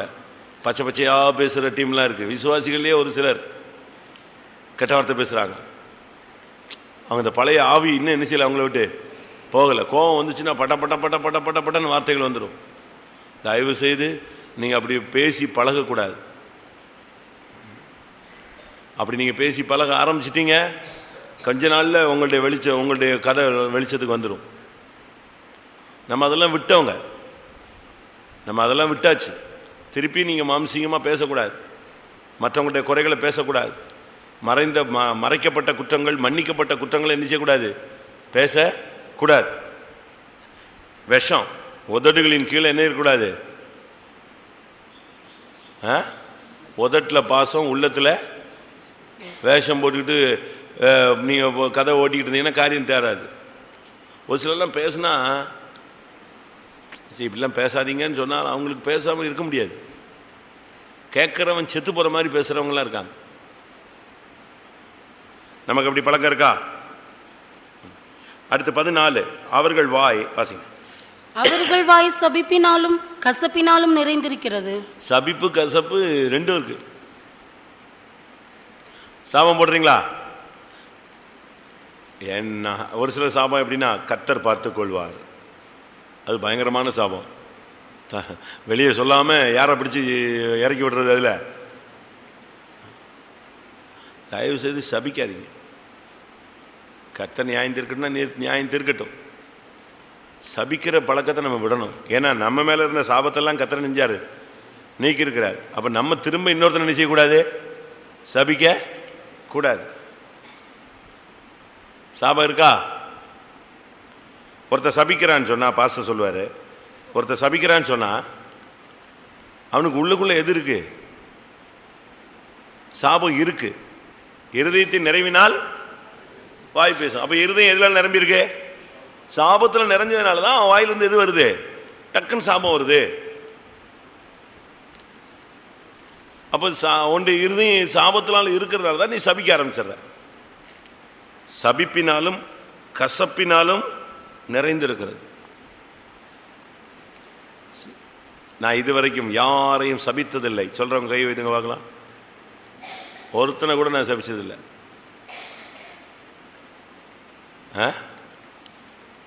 ஏதோ ஒரு அரைக்கை வருது, அரைக்கை முழுக்கை இல்லை, ஒரு அரைக்கை வருது. நம்ம டென்ஷன் ஆகிட்டா நினைஞ்சிருவோம். நான் ஜெபித்தால் உடனே, நான் ஜெபித்தால் எல்லாம் கண்ணகியா மாறினா மதுரையெல்லாம் இருக்குமா? எல்லாரும் கண்ணகியா மாறினா நாசரேத் இருக்குமா? சீசர்கள் சொல்றாங்க, ஆண்டவரே நாங்கள் இவர்களை சபிக்கட்டுமா அப்படின்னு. ஆண்டவர் சொன்னார், உனக்குள்ள என்ன ஆவி இருக்கு அதை சொல்லு எனக்கு. வாசிங்க. ஒரு ஊரில் அவருக்கு பயங்கரமாக எதிர்ப்பு கொடுத்துட்டாங்க. உடனே சீசர்களுக்கெல்லாம் டென்ஷன் ஆகி போச்சு. என்ன இவனுங்க இப்படி பண்ணுறானுங்களேன்ட்டு உடனே சொல்கிறாங்க, ஆண்டவரே அக்னி இறக்கி இவங்களை அழிச்சிடலாமா அப்படின்னா. எது சொன்னார், எப்பா நீ என்ன விட்டால் மொத்தத்தையுமே காலி பண்ணிடுவீங்க போட்டிருக்க.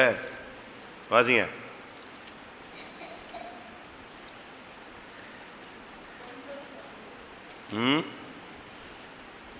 எது? லூக்கா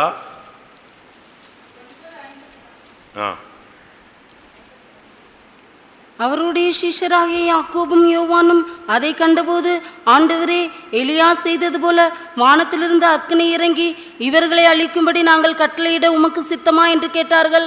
அவர் திரும்பி பார்த்து, நீங்கள் என்ன ஆவியுள்ளவர்கள் என்பதை அறியீர்கள் என்று அதட்டி, எப்படி அக்கினி இறங்கி அழிச்சிட்டுமா காலி பண்ணிட்டுமான்னா, இந்த பவரை மட்டும் கொடுத்துருந்தாருன்னு வச்சுக்கோங்க, கெத்செமனே தோட்டத்தில் வந்திருந்த போர் சேவர்களெல்லாம் நெஞ்சிருப்பான், சாம்பல் ஆக்கிட்டு இருப்பான். இல்லை பிலாத்துவின் அரண்மனையில் அவரை அடித்து நொறுக்கும் போது உள்ளே எல்லாரையுமே சாம்பலாக்கி விட்டுருப்பான்.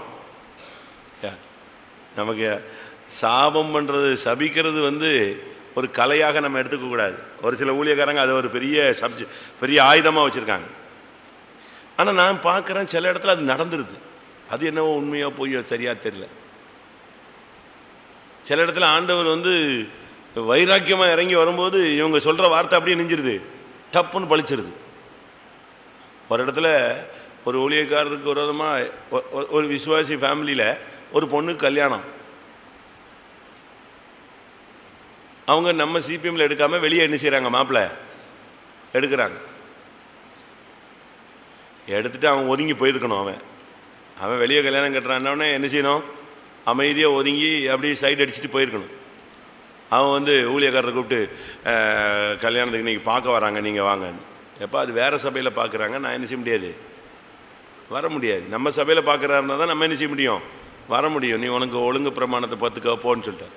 இல்லை நான் பழைய விசுவாசி, நான் இப்போ வேறு சபையில் கொடுக்குறேங்கிறதுக்காக நீங்கள் சபையை விட்டுலாம் விடக்கூடாது, நீங்கள் வாங்கன்னு. நான் வரமாட்டேன். சரி, பொண்ணெல்லாம் பார்த்தாச்சு, மாப்பிள்ளை பார்த்தாச்சு, முடிஞ்சு போச்சு.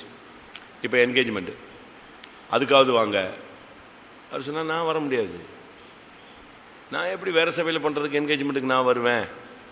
இல்லை அவங்க அப்படி போனாங்க, இவங்க இப்படி போனாங்க, அது போனாங்க, இது போனாங்கன்னு இவன் போட்டு அவரை உச்சக்கட்டை குழப்பிட்டான். அவரும் சாதாரண ஊழியக்காரர் இல்லை, அவரும் முடியவே முடியாது போடான்ட்டார். இவன் என்ன பண்ணிவிட்டான், நேராக போய் சென்ட்ரல் பாஸ்டர் போய் பிடிச்சிட்டான்.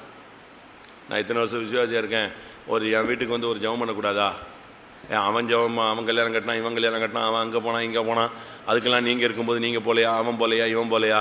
இப்போ பாருங்கள், இந்த ஊழியக்காரர் நான் கூப்பிட்டா நிச்சயம் மாட்டேங்கிறாரு, வரமாட்டேங்கிறாரு. இத்தனாம் தேதி ஃபங்க்ஷன் வச்சுருக்கேன், வர சொல்லுங்கள். உடனே சென்ட்ரல் பாஸ்டர் அவங்க பழைய ஆளுங்க, அவங்க என்ன செஞ்சாங்க, அந்த காலத்துல இவெல்லாம் முக்கியமான விசுவாசியாக இருந்தாங்களேன்னு சொல்லி, எப்பா நீ போய் ஒரு ஜெபம் பண்ணி விடு, அந்த ஃபங்க்ஷனில் என்ன செய்ய, ஒரு ஜெபம் பண்ணி விடுன்னு. அந்த ஊழியக்காரர் சொல்லிட்டார், பிரமாணம் தான், நீங்கள் சொன்னாலும் நான் போக மாட்டேன்ட்டார். அவங்க 2 பேருக்குள்ள நெஞ்சிருச்சு, முட்டிக்குச்சு. இவனுக்கு பயங்கர கோவம். சென்ட்ரல் பாஸ்டர் வச்சு சொல்ல வச்சாலும் இவன் வரமாட்டேக்கிறானு. நான் வர முடியாது, நீ எங்கேனாலும் சொல்லு, போச்சு பாஸ்டர் போன்ட்டான். இவர் சொல்லிட்டார், நீ எங்கேனாலும் போ, நான் வரமாட்டேன். பிரமாணத்தை மீறி நீ வேற கல்யாணத்துக்கு வச்சுக்கிட்டு என்னையை பிடிச்சி நீ என்ன செய்கிற, கழுத்தை பிடிக்கிற, போ, நான் வர முடியாது போன்னு. அவன் நீ வரமாட்டியா, அப்போ நீ எங்கள் ஊரில் ஊழியம் செய்யக்கூடாது. அவனுக்குள்ளே பிசாசு ஏறிச்சு, இவனுக்குள்ளே பிசாசு ஏறிச்சு, எல்லாம் கடந்த 2 பேரும் முட்டு. கடைசியில் கல்யாணம் முடிஞ்சு போச்சு. கல்யாணம் முடிஞ்சாலும் அந்த ஃபேமிலி பிசாசு பூந்து தன்னை கனவீனம் பண்ணிட்டார் இந்த ஊழியக்காரரு. இவரை உடனே மாற்றணும், இவரை உடனே டிரான்ஸ்ஃபர் பண்ணு, உடனே எடு, இல்லை இந்த வாரம் இவனை நினைச்சக்கூடாது, கூட்டம் நடத்த விடக்கூடாது. இப்படி ஒரு ஆவி பூந்துருச்சு அவனுக்குள்ள. இவர் பார்க்கலாம், நான் இந்த வாரம் கூட்டம் நடத்துகிறேன்னா இல்லையா பாரு. இப்படி 2 பேருக்கும் போடி கடைசியில் சண்டே சர்வீஸ் தொடங்குது. அவன் கூட்டத்தை நிறுத்துறதுக்கு ட்ரை பண்ணுறதுக்கு அவன் ஒரு 4 பேரை ரெடி பண்ணிக்கிட்டு இருக்கான். இவர் கூட்டம் அவன் உள்ளே வந்தானா அவனை கேட்லேயே நிப்பாட்டுறதுக்கு இவர் ஒரு 4 பேரை வச்சுட்டு இவர் பிரசங்கம் ஸ்டார்ட் பண்ணுறார். திடீர்னு வாயை திறந்து, கல்யாணத்துக்காக என்னை இவ்வளோ நிர்பந்தம் பண்ணுற, வேறு சபையில் போய் கல்யாணம் பண்ணுறதுக்கு நான் ஒத்து வரலங்கிறதுக்காக என்னை இவ்வளோ நிர்பந்தப்படுத்திட்டேன், போ சண்டே சர்வீஸில் இன்னும் 6 மாதம் போ. மைக்கு அது ஸ்பீக்கர் வச்சு அட்டி கத்துது, ஹான் கத்துது, இன்னும் 6 மாதத்தில் என்ன நடக்குப்பார், நான் ஆராதிக்கிற தேவன் என்னை அழைச்சது உண்மைன்னா பாடுறான்னு சொல்லிட்டு பிரசங்கத்தை தொடங்கிட்டாரு. பிரசங்கம் சூடு பிடிச்சி போயிடுச்சு. அவன் வரல. அவன் இதை கேட்டான் வெளியே நின்று, இன்னும் 6 மாதங்கிறான், சோத்திரம் சோத்திரன்னு அவன் ஓடி போயிட்டான். அவன் கோயிலுக்கு பிரச்சனையே பண்ணல, என்ன இந்த ஆள் சபிச்சிட்டான் போட்டிருக்கே போச்சேன்னு சொல்லிட்டு அவன் ஓடியே போயிட்டான். கூட்டம் முடிஞ்சு போச்சு. கரெக்டாக 6 மாதம் சொல்லக்கூடாது, அந்த கல்யாணம் கட்டின பிள்ளை கன்சீவ் ஆகி செத்தே போயிடுச்சு. ஆட்டம் க்ளோஸ், பம்பரம் ஆட்டம். அந்த பிள்ளைய வெளியே கல்யாணம் கட்டி கொடுத்த 6வது மாதம், 6 மாதம் பாடுறா, என்னை அழைச்ச தேவன் உண்மைன்னா பாரு சேலஞ்சுன்னு சொல்லிட்டார். அதோட போச்சு 6 மாதம் அந்த சபையில். அதுக்கு பிறகு ஒருத்தனும் தலையே தூக்குறதில்ல. எதுக்கு இதை சொல்கிறேன்னா, சில நேரங்களில் சாபம் என்ன செய்யுது, இப்படி ஏடா குடமாக போய் முட்டினேன்னா நீ எங்கே போய் முட்டுறன்னு அர்த்தம், கருங்கல்ல போய் டம்னு முட்டுற. இந்த கல்லின் மேல் மோதுகிறவன் அப்படி போகக்கூடாது. நம்ம நம்ம லிமிட்லேயே நிற்கணும். அந்த எல்லையை தாண்டி என்ன செய்யக்கூடாது, கால் எடுத்து வைக்கக்கூடாது. ஸ்தோத்திரம் ஸ்தோத்திரம் ஸ்தோத்திரம்னு அப்படியே பிரேக். ஆனால் அதே நேரத்தில் சாபம் போடக்கூடாது. சாபம் போடுறது அது அந்த குடும்பம் என்ன ஆகும்? நீங்க சபிக்கிறீங்களா? மண்ணெல்லி போட்டிருக்கீங்களா? ரட்சிக்கப்படுறதுக்கு முன்னால மண்ணெல்லி போட்டிருக்கீங்களா? நாசமா போன்னு சொல்லியிருக்கீங்களா? விளங்க மாட்டான்னு சொல்லியிருக்கீங்களா? கர்த்தாவே நீர் பார்த்துக்கொள்ளும் அப்படின்னு சொல்லியிருக்கீங்களா? ரட்சிக்கப்பட்ட பிறகு அதான் டெய்லி சொல்றோமே. புருஷனே சொல்றாங்க, கர்த்தாவே இந்த ஆளு சந்தியம் ஆண்டவரே, நீ போனா திரும்பி வரமாட்ட அப்படிங்கிறான் விசுவாசி. யார? சொந்த புருஷனை சொல்றாங்களா இல்லையா? இருக்கு. இதெல்லாம் ரட்சிக்கப்படாத அறவேக்காடு விசுவாசி. இது ஆஃப் ஆயில். நான் சொல்றது கஷ்டமா இருக்கா? இதுதான் உண்மை. நல்ல ஆவிக்குரியவன் என்ன செய்ய மாட்டான்? சபிக்கிறவனை என்ன செய்வான்? ஏசு சொன்னது. நல்லா கவனிச்சுக்கோங்க. உங்கள் வாய் சபிப்பினாலும் கசப்பினாலும் நிறைந்திருக்கிறது. அவர்கள் கால்கள், அடுத்த வசனம், அவர்கள் கால்கள் ரத்தம் சிந்துகிறதற்கு தீவிரிக்கிறது. யார் கால் தீவிரிக்கும்? அவர்கள் கால்கள் ரத்தம் சிந்த தீவிரிக்கிறதுனா யார் கால் தீவிரிக்கும்? சொல்லுங்க. வசனம் தான் நான் கேட்கிறேன், சொல்லுங்க. யார் கால்கள் ரத்தம் சிந்த தீவிரிக்கும்? ஏதாவது ஒரு வசனம் சொல்லு. நீதிமொழிகள் 6 காரியங்களை வெறுக்கிறார், 7 அவருக்கு அருவருப்பானவைகள். அப்படி இருக்கா? அதுல இந்த லிஸ்ட் வருதா பாருங்க. இருக்கா? 6 காரியங்களை கர்த்தர் வெறுக்கிறார். 6ஆம் அதிகாரம் 16ஆம் வசனம் அப்படின்னு சொன்னாதான் அங்க எல்லாம் பைபிள்ல எல்லாம் தடவிக்கிட்டு இருப்பாங்க, அவங்க கண்டுபிடிச்சு எழுதுவாங்க. 6 காரியங்களை கர்த்தர் வெறுக்கிறார், 7 அவருக்கு அருவருப்பானவைகள். அவையாவன: மேட்டிமையான கண், பொய் நாவு, குற்றமற்றவர்களுடைய ரத்தம் சிந்தும் கை, துராலோசனை பிணைக்கும் இருதயம், தீங்கு செய்வதற்கு விரைந்தோடும் கால். தீங்கு செய்யறதுக்கு விரைந்தோடும் கால், ரத்தம் செய்ய குற்றமற்றவருடைய ரத்தம் சிந்தும் கை. இதெல்லாம் தேவன் அருவருக்கிற காரியங்கள். ரத்தம் சிந்த தீவிரிக்கிறது. நீதிமொழிகளில் இன்னொரு இடத்துல ஒரு வசனம் உண்டு, இருக்கா?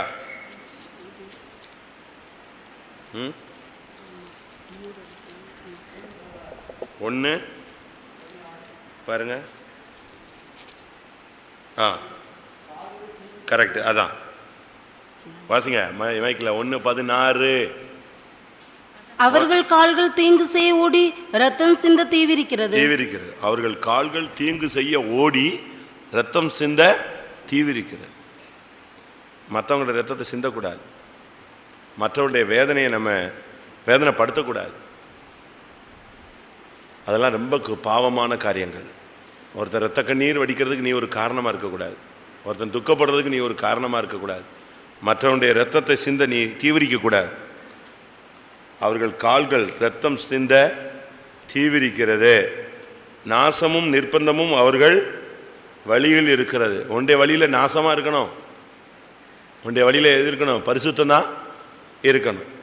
அடுத்து, அவர்கள் சமாதான வழியை அறியார்கள். அவங்கள சமாதானப்படுத்தவே முடியாது. ஒப்புரவாகுதலுக்கு நீங்கள் போய் அவங்கள்ட்ட பிரசங்கம் பண்ணி பாருங்க, எனக்கு தெரியும் மன்னிப்பெல்லாம் போ அப்படிமா. நீ என்ன பெரிய சமாதானம்? உன்ட்ட சமாதானமாக இருக்கு இல்லாமல் இருக்கிறதே எவ்வளவோ நல்லது. சமாதான வழியை அவர்கள் அறியார்கள். ராபோஜனத்தில் மன்னிப்பு கேட்க மாட்டான், ஆனால் ராபோஜனம் எடுத்துருவான். நான் சொல்கிறேன் பெரியமானவர்களே, இந்த கூட்டத்தோடு நீங்கள் எல்லாரும் ராபோஜனத்துக்கு முன்னால் என்ன செய்யணும்? ஒப்புரவாகணும். சமாதான வழியை அறியுங்கள். உனக்கு சமாதானம் பண்ண தெரியலையா? தெரியாமலே போயிட்டு இருக்கக்கூடாது, எல்லாரோட சமாதானமாகுங்க. நீங்கள் சமாதானம் ஆகும்போது சாத்தான தலையை நிசைறீங்க, நசுக்கிறீங்க. உங்கள் படிக்கிற இடத்துல, வேலை செய்கிற இடத்துல, பக்கத்து வீடுகளில், ஊழியத்தில், ஜீவியத்தில், சபைகளில், எல்லாருக்குள்ளேயும். நான் ஒரு இடத்துல கால் கழுவுற ஊழியம் வச்சேன், அன்றைக்கி ரொம்ப நல்லா இருந்துச்சு. அந்த சபையில் அதை எத்தனையோ வருஷம் பகையானவங்கள்லாம் நெஞ்சிட்டாங்க, ஒப்புரவாயிட்டாங்க. ஒரு குடும்பத்தில் ஒரு சகோதரனுக்கும் அவங்க சித்தப்பாவுக்கும் ஆகாது, ஆனால் 2 பேரும் யார்? 2 பேரும் ஒரே சபையில் விசுவாசி. 2 பேரும் வடதுருவமும் தென்துருவம், கிட்டே போக மாட்டாங்க. இவன் ஏரியா பிரேயருக்கு வரான்னா அந்த ஆள் வரவே மாட்டார். இவன் நடத்துகிறான்னா அவர் இருக்கவே மாட்டார். இவன் ஜெபம் பண்ணுறான்னா எந்திரிச்சு ஓடிடுவார். அப்படி இருந்துச்சு. ஆனால் அந்த கால்கள் ஒரு ஊழியை வச்சோம் பாருங்க, அதில் 2 பேரும் கட்டி பிடிச்சி அழுது உருண்டான். அதோட அந்த ஆவி நெஞ்சிருச்சு. 2 குடும்பத்திற்கு இருக்கிற ஆவி ஓடிச்சு. சமாதான வழி உனக்கு தெரியுதா? சமாதான வழியை அவர்கள் அறியார்கள். நீங்கள் சமாதானத்தை உண்டாக்கணும். மாமனாரோடு, மாமியாரோடு, மருமகளோடு, மருமகனோடு, அண்ணன் தம்பிகளோடு, அக்கா தம்பிகளோடு, எல்லாரோடும் நீங்கள் சமாதானமாக இருங்க. அப்போ நீங்கள் சத்தியம் சொல்லவே வேண்டாம். நீங்கள் செயல்படுகிற அந்த சத்தியத்தின் படியே அவங்க என்ன செய்வாங்க? ரட்சிப்ப அவர்கள் போதனையின்றி ஆதாயப்படுத்தி கொள்ளப்படுவார்கள். உங்களுடைய கற்புள்ள நடக்கையை அவர்கள் பார்த்து அவங்களே வந்துடுவாங்க, தானாக வந்துடுவாங்க. அதனால் நமக்குள்ள இந்த நாட்களில் சமாதான வழி. உனக்கு சமாதானமாக இருக்க முடியுமா? பைபிள் சொல்லுக்கு யாவரோடும் சமாதானமாக இருக்க நாடுங்கள். ஆனால் அதில் இன்னொரு வசனம் இருக்குது, அதை பிடிச்சிக்கிறான் அவ்வளோ வேறும். எபிரேயர் 12:14 வாசிச்சு பாருங்க.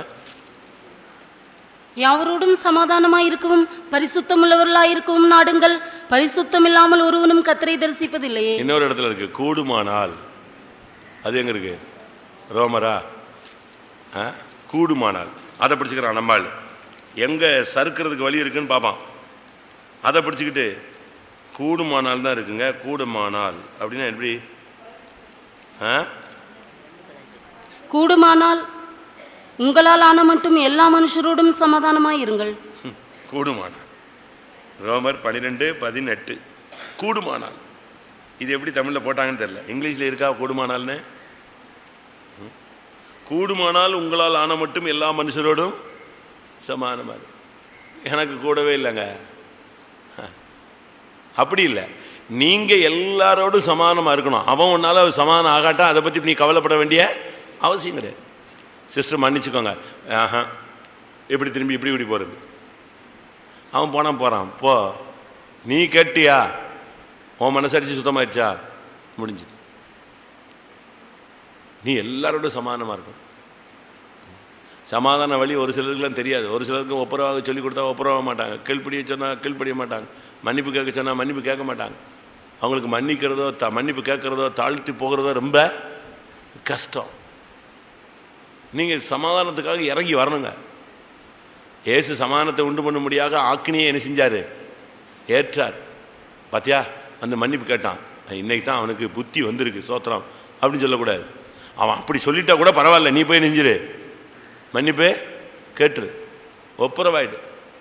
நான் மரியாதை இல்லாமல் பேசிட்டேன், நான் உங்களை பற்றி தப்பாக பேசிட்டேன், உங்களை தகாத விதமாக நான் சிந்திச்சிட்டேன். மன்னிப்பு கேட்குற ஒன்றுமே தப்பு கிடையாது. மன்னிப்பு கேட்டுட்டின்னு சொன்னால் உனக்கு பெரிய கிருபை கிடச்சிருச்சுன்னே அர்த்தம். நீ உன்னை தாழ்த்திட்டேன்னு அர்த்தம். ஒரு சிலருக்கு அப்படி இல்லை. மன்னிப்பு கேட்குறது ரொம்ப சிம்பிள். அவங்களுக்கு எல்லா சேட்டையும் பண்ணிவிட்டு சோத்திர சிஸ்டர் மன்னிச்சிருங்க அல்லேலூயான்ட்டு போயிட்டே இருப்பான். அப்படி இல்லை. மன்னிப்பு ஒரு புனிதமான சக்தி. மன்னிப்பு ஒரு புனிதமான ஒரு வல்லமை. அதை கரெக்டாக நீ கேட்டு உள்ளத்தில் ஒட்டஞ்சி நொறுங்கி போய் நீ கேட்டினா அவனையும் சரிப்படுத்திடும். மன்னிப்பு ஒரு செகண்டில் மிகப்பெரிய கசப்பை நெஞ்சிரும், மாற்றிடும். அந்த மாறாவினுடைய கசப்பை அந்த மரம் உள்ள விழுந்த உடனே நெஞ்சிருச்சே, மாற்றிருச்சு. மன்னிப்பு கேட்பீங்களா? சமாதான வழியை உங்களுக்கு தெரியுதா, தென்படுதா? அடுத்து 18. அவர்கள் கண்களுக்கு முன்பாக தெய்வ பயம் இல்லை என்று எழுதியிருக்கிறதே. எழுதியிருக்கிறதே தெய்வ பயம். நான் சொல்றேன், இன்னைக்கு சொல்றேன், எனக்கும் உங்களுக்கும் தெய்வ பயம் இருந்தா நம்ம உண்மையான வாழ்க்கை வாழும். தெய்வ பயம் இல்லாதனால தான் நம்ம இஷ்டத்துக்கு என்ன செய்யறோம். மனுஷ பயமாவது கொஞ்சம் இருக்கு, ஆனா என்ன கிடையாது, தெய்வ பயம் தான் ரொம்ப பேருக்கு கம்மி. ஏன்னா தெய்வ பயம் இருந்துச்சுன்னா தேவன் காண்கிறார், எங்கும் நிறைந்திருக்கிறார், நம்ம சத்தத்தை அவர் என்ன செய்யறாரு, கேட்கிறாரு. இப்ப தவறு செய்யறோம், நம்ம பார்த்துருப்பாரு, சோத்திரம் சோத்திரம் அப்படிங்கிற ஆண்டவரே நான் தவறு செய்ய மாட்டேன், இப்படி இருக்கும். இன்னைக்கு தெய்வ பயம் இல்லை. பைபிளில் ரொம்ப இடத்துல இருக்கு. ஒரு இடத்துல ஒரு ராஜா கேட்குறான், ஆபிரகாமையா ஈசாக்கையே பார்த்து கேட்குறான், ஏன் நீ இப்படி ஒரு தப்பை செய்யறதுக்கு ஒப்பு கொடுத்த அப்படிங்கிறான். அப்போ அவன் சொல்கிறான், இவ்விடத்தில் நான் தெய்வ பயம் இல்லை என்று நான் அறிந்தேன், ஆனால் தான் நான் இப்படி ஒரு பொய்யை சொல்லிவிட்டேன் தப்புறதுக்காக இப்படி ஒரு வார்த்தையை சொல்லிட்டேன். ஆதியாகமம், ஆபிரகாமா, ஈசாக்கா, எத்தனை? 20:11. அதற்கு ஆபிரகாம், இவ்விடத்தில் தெய்வ பயம் இல்லை என்றும் என் மனைவி நிமித்தம் என்னை கொன்று போடுவார்கள் என்றும் நான் நினைத்தேன். பாத்தீங்களா, அவன் சொல்றான் இவ்விடத்தில் என்ன கிடையாது, தெய்வ பயம் இல்ல. தெய்வ பயம் இருந்துச்சுன்னா நம்முடைய பிள்ளைகள் எல்லாம் நம்ம எங்க நம்பி அனுப்பலாம். தெய்வ பயம் இருந்தா வீட்டில் பிரச்சனையே கிடையாது. பொய் சொல்ல மாட்டான். என்ன யார் கூட இருக்கா? தெய்வ பயம் கூட இருக்கு. ஆண்டவர் கூட இருக்கிறார், பார்க்கிறார், கேட்கிறார், உணர்கிறார், நம்ம கூடயே வந்துட்டு இருக்கிறாரு. இந்த பயம் யோசேப்புக்கு இருந்துச்சு. அதனால தான் அவன் சொல்றான், நான் தேவனுக்கு முன்பாக பாவம் செய்வது எப்படி? ஆதியாகமம் 39:9.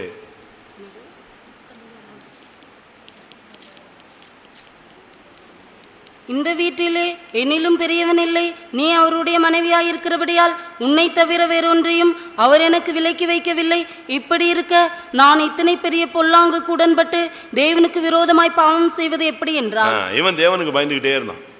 அப்பா இல்லை, அண்ணன் தம்பி கூட இல்லை, அவனை கண்டிக்கிறதுக்கோ அவனை உட்படுத்துறதுக்கோ ஆள் இல்லை. பெரிய ஓனர் வீட்டில் இருக்கான். அந்த ஓனர் இவனை என்ன செய்யறது இல்லை, கண்டுக்கிறது இல்லை. அவன் மனைவியே தாறுமாறாக போகிறதுக்கு வழியை செஞ்சுக்கிட்டு இருக்கா. இஷ்டத்துக்கு போகலாம், போடா என்ன நாள்னு. ஆனால் இவனுக்கு அம்மா இல்லை, கூட அப்பா இல்லை, அண்ணன் இல்லை, தம்பி இல்லை, சொந்தக்காரன் இல்லை, எஜமான் இல்லை. ஆனால் இவன் கூட யார் இருந்தா? தேவன் இருந்தார்னு ஒரு பயம் இருந்துச்சு. அந்த தேவன் இல்லாவிட்டால் என்னை நான் குழியிலிருந்து தப்பியிருப்பேனா? அந்த தேவன் இல்லாவிட்டா என்னை இந்த போத்திபார் வீட்டில் இவ்வளோ கனம் பண்ணி வைப்பானா? அப்படிங்கிற ஒரு இது என்ன செஞ்சு, கர்த்தர் தான் என்னை உயர்த்தினார், கர்த்தர் தான் என்னை தூக்குனார், கர்த்தர் தான் என்னை கொண்டு வந்திருக்கிறார், இவருக்கு முன்னால் நான் இப்படி செஞ்சா என்னை இப்படி வைப்பாரா? அந்த தாட் இருந்துச்சு. தெய்வ பயம் எனக்கு இருந்துச்சுன்னா நான் உண்மையான ஊழியக்காரன், உண்மையான ஊழியக்காரனாய் வாழ்வேன். ஒரு விசுவாசிக்கு தெய்வ பயம் இருந்துச்சுன்னா அவன் உண்மையான விசுவாசியா கடைசி வரைக்கும் நிற்பான். கண்களை மூடுவோம். ரோமர் 3ஆம் அதிகாரத்தில் சொல்லப்பட்டவைகள் நமக்குள்ளே இருக்கிறதா என்று நாம் பார்ப்போம்.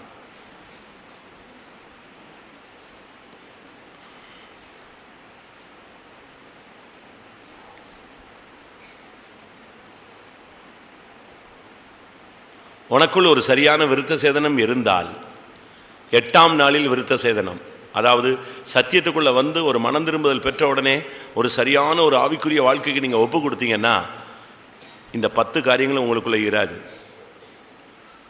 ஆனால் சரியான விருத்த சேதனம் இல்லைன்னு சொன்னால் இருதயத்தில், கனிகளில், உதடுகளில், செவியில் ஒரு சரியான விருத்த சேதனம் இருந்தால் உன் வாழ்க்கையில் இந்த தோல்விகள் இராது. சரியான விருத்த சேதனம் இல்லாவிட்டால் இந்த தோல்விகள் இருக்கும். 1 அவிசுவாசம், 2வது பொய், 3வது உணர்வில்லாத தன்மை, 4வது உன்னுடைய வாழ்வில் நன்மை செய்கிற தன்மை, 5வது உன்னுடைய நிலவரம் திறக்கப்பட்ட பிரேத குழியாக இருக்காது, 6வது உன் வாயில சாபமும் கசப்பும் இருக்காது, 7வது நீ ரத்தம் சிந்த தீவிரிக்க மாட்டாய், 8வது நாசமும் நிர்பந்தமும் உன் வழியில் இருக்காது, 9வது நீ சமாதானம் அடைவாய், 10வது உனக்கு தெய்வ பயம் உண்டாகும். இல்லைன்னு சொன்னா இந்த 10மே என்ன செய்யாது, இருக்காது. எல்லாரும் கண்களை மூடுவோம். முடிந்தால் முழங்கால் படியிடுவோம். சில நிமிடங்கள் கர்த்தருடைய சன்னிதானத்தில் நம்ம நிதானித்து பார்ப்போம். கர்த்தாவே, இப்பொழுது சொல்லப்பட்ட காரியங்களிலே இன்னென்ன காரியங்கள் எனக்குள்ளே இருக்குதே சுவாமி, தேவரீர் என்னை மன்னியும். நான் தெய்வ பயமில்லாமல் ஜீவிக்கிறேன். இன்னும் எல்லாரோடும் என்னால் சமாதானமாய் போக முடியவில்லை. என் வழிகளில் நாசமும் நிர்பந்தமும் இருக்கிறது. கர்த்தர் அருவிருக்கிற ரத்தம் சிந்துகிற அனுபவம் எனக்குள்ளே இருக்கிறது. வார்த்தைகள் சபித்து விடுகிறேன், கசப்பு எனக்குள் இருக்கிறது. நான் தாறுமாறாய் பேசக்கூடியவனாய் இருக்கிறேன். நன்மை செய்ய வேண்டிய நேரத்தில் நன்மை செய்ய முடியவில்லை. எவ்வளவோ காரியங்கள் நடக்கிறது, ஆனால் உணர்வற்றவனாய் நான் போய்கொண்டே இருக்கிறேன். எனக்குள்ள பொய்யின் போராட்டம் இருக்கிறது. எனக்குள்ள அவிசுவாசம் தலைவிரித்து ஆடுகிறது. தேவரீர் என்னை மாற்றும், என்னை மன்னியும், எனக்கு இரக்கம் செய்யும், இந்த காரியங்களிலிருந்து எனக்கு ஒரு விடுதலையும் ஜெயமும் பரிசுத்தமும் தாரும். எல்லாரும் வாயை திறந்து கேட்போம். தேவனை நோக்கி போராடுவோம். கர்த்தருடைய கிருபை நமக்கு கிடைக்கும்படியாய் மன்றாடுவோம். அல்லேலூயா, அல்லேலூயா, அல்லேலூயா, அல்லேலூயா, அல்லேலூயா. ஆமென். கொஞ்ச நேரம் முழங்கால் போட்டு சத்தத்தை உயர்த்தி சிலுவையை நோக்கி பார்த்து, ஆண்டவரே, விருத்த சேதனம் இல்லாத உதடுகள் போல என்னுடைய உதடு மாறிவிட்டதே, என்னுடைய வார்த்தைகளுக்கு யாரும் செவி கொடுக்க கூடாத அளவில் நான் மாறிவிட்டேனே. ஆமென். ஹல்லேலூயா, ஹல்லேலூயா. என்னுடைய கனிகள் விருத்த சேதனம் இல்லாமல் போய்விட்டதே, உலக சந்தோஷத்துக்குள்ள இடம் கொடுத்து விட்டேனே. கர்த்தாவே, என்னை மன்னியும். வாயை திறந்து கேளுங்க. நான் தெய்வ பயம் இல்லாமல் துணிகரமாய் செயல்பட்ட இடத்தை மன்னியும். சமாதானம் பண்ண வேண்டிய இடத்துல சமாதானம் பண்ணாமல் இருந்தது மன்னியும். ஆண்டவரே, ரத்தம் மற்றவருடைய வேதனைப்படுத்தும்படியாக நான் செயல்பட்ட இடங்களை மன்னியும். என்னுடைய வாயில விஷம் போல வார்த்தைகளை நான் வெளியே கொண்டு வந்தது தவறு, மன்னியும் ஆண்டவரே. நன்மை செய்ய முடியாமல் நான் தீமை செய்ததெல்லாம் மன்னியும் ஆண்டவரே.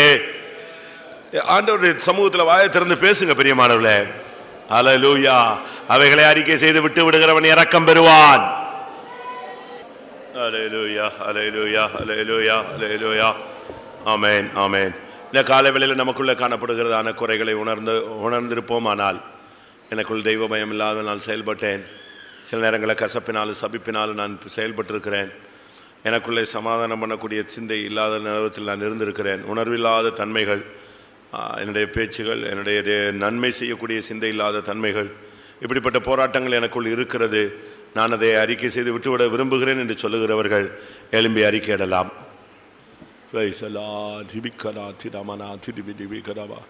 அறிக்கை செய்து விட்டு விடுகிறவன் இரக்கம் பெறுவான். கர்த்தாவே, ஹல்லேலூயா, ஆலாபா. விருத்த சேதனம் இல்லாத தன்மைகள், அவிசுவாசத்தின் காலங்கள், பொய்யின் தன்மைகள், உணர்வற்ற நிலவரங்கள், நன்மை செய்யக்கூடாத காரியங்கள், திறக்கப்பட்ட பிரேத குழிகளாய் செயல்பட்ட இடங்கள், சபிப்பினாலும் கசப்பினாலும் நிறைந்திருந்தது, நாசமும் நிர்பந்தமும் வழிகள் வைத்திருந்தது, ரத்தம் சிந்த தீவிரிக்கும் கால்கள், சமாதானம் இல்லாமல் சமாதான வழியை அறியாதது, தெய்வ பயம் இல்லாதது. கர்த்தாவே, இப்படிப்பட்ட காரியங்களில் எங்கெல்லாம் இடம் கொடுத்தோமோ ஒவ்வொன்றையும் மன்னிக்கணுமே.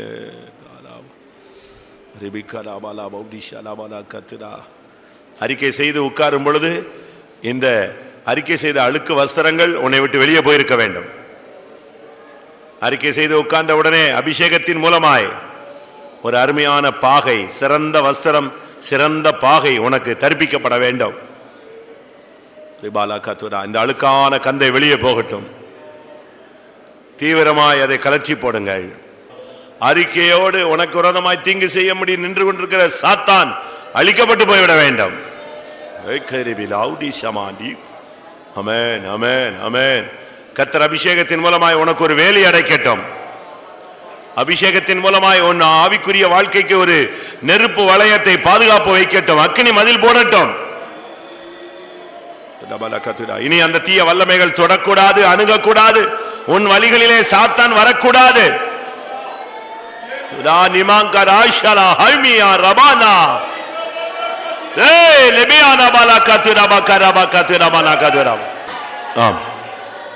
கர்த்தருடைய சமூகத்துக்காய் ஸ்தோத்திரம் பண்ணுவோம்.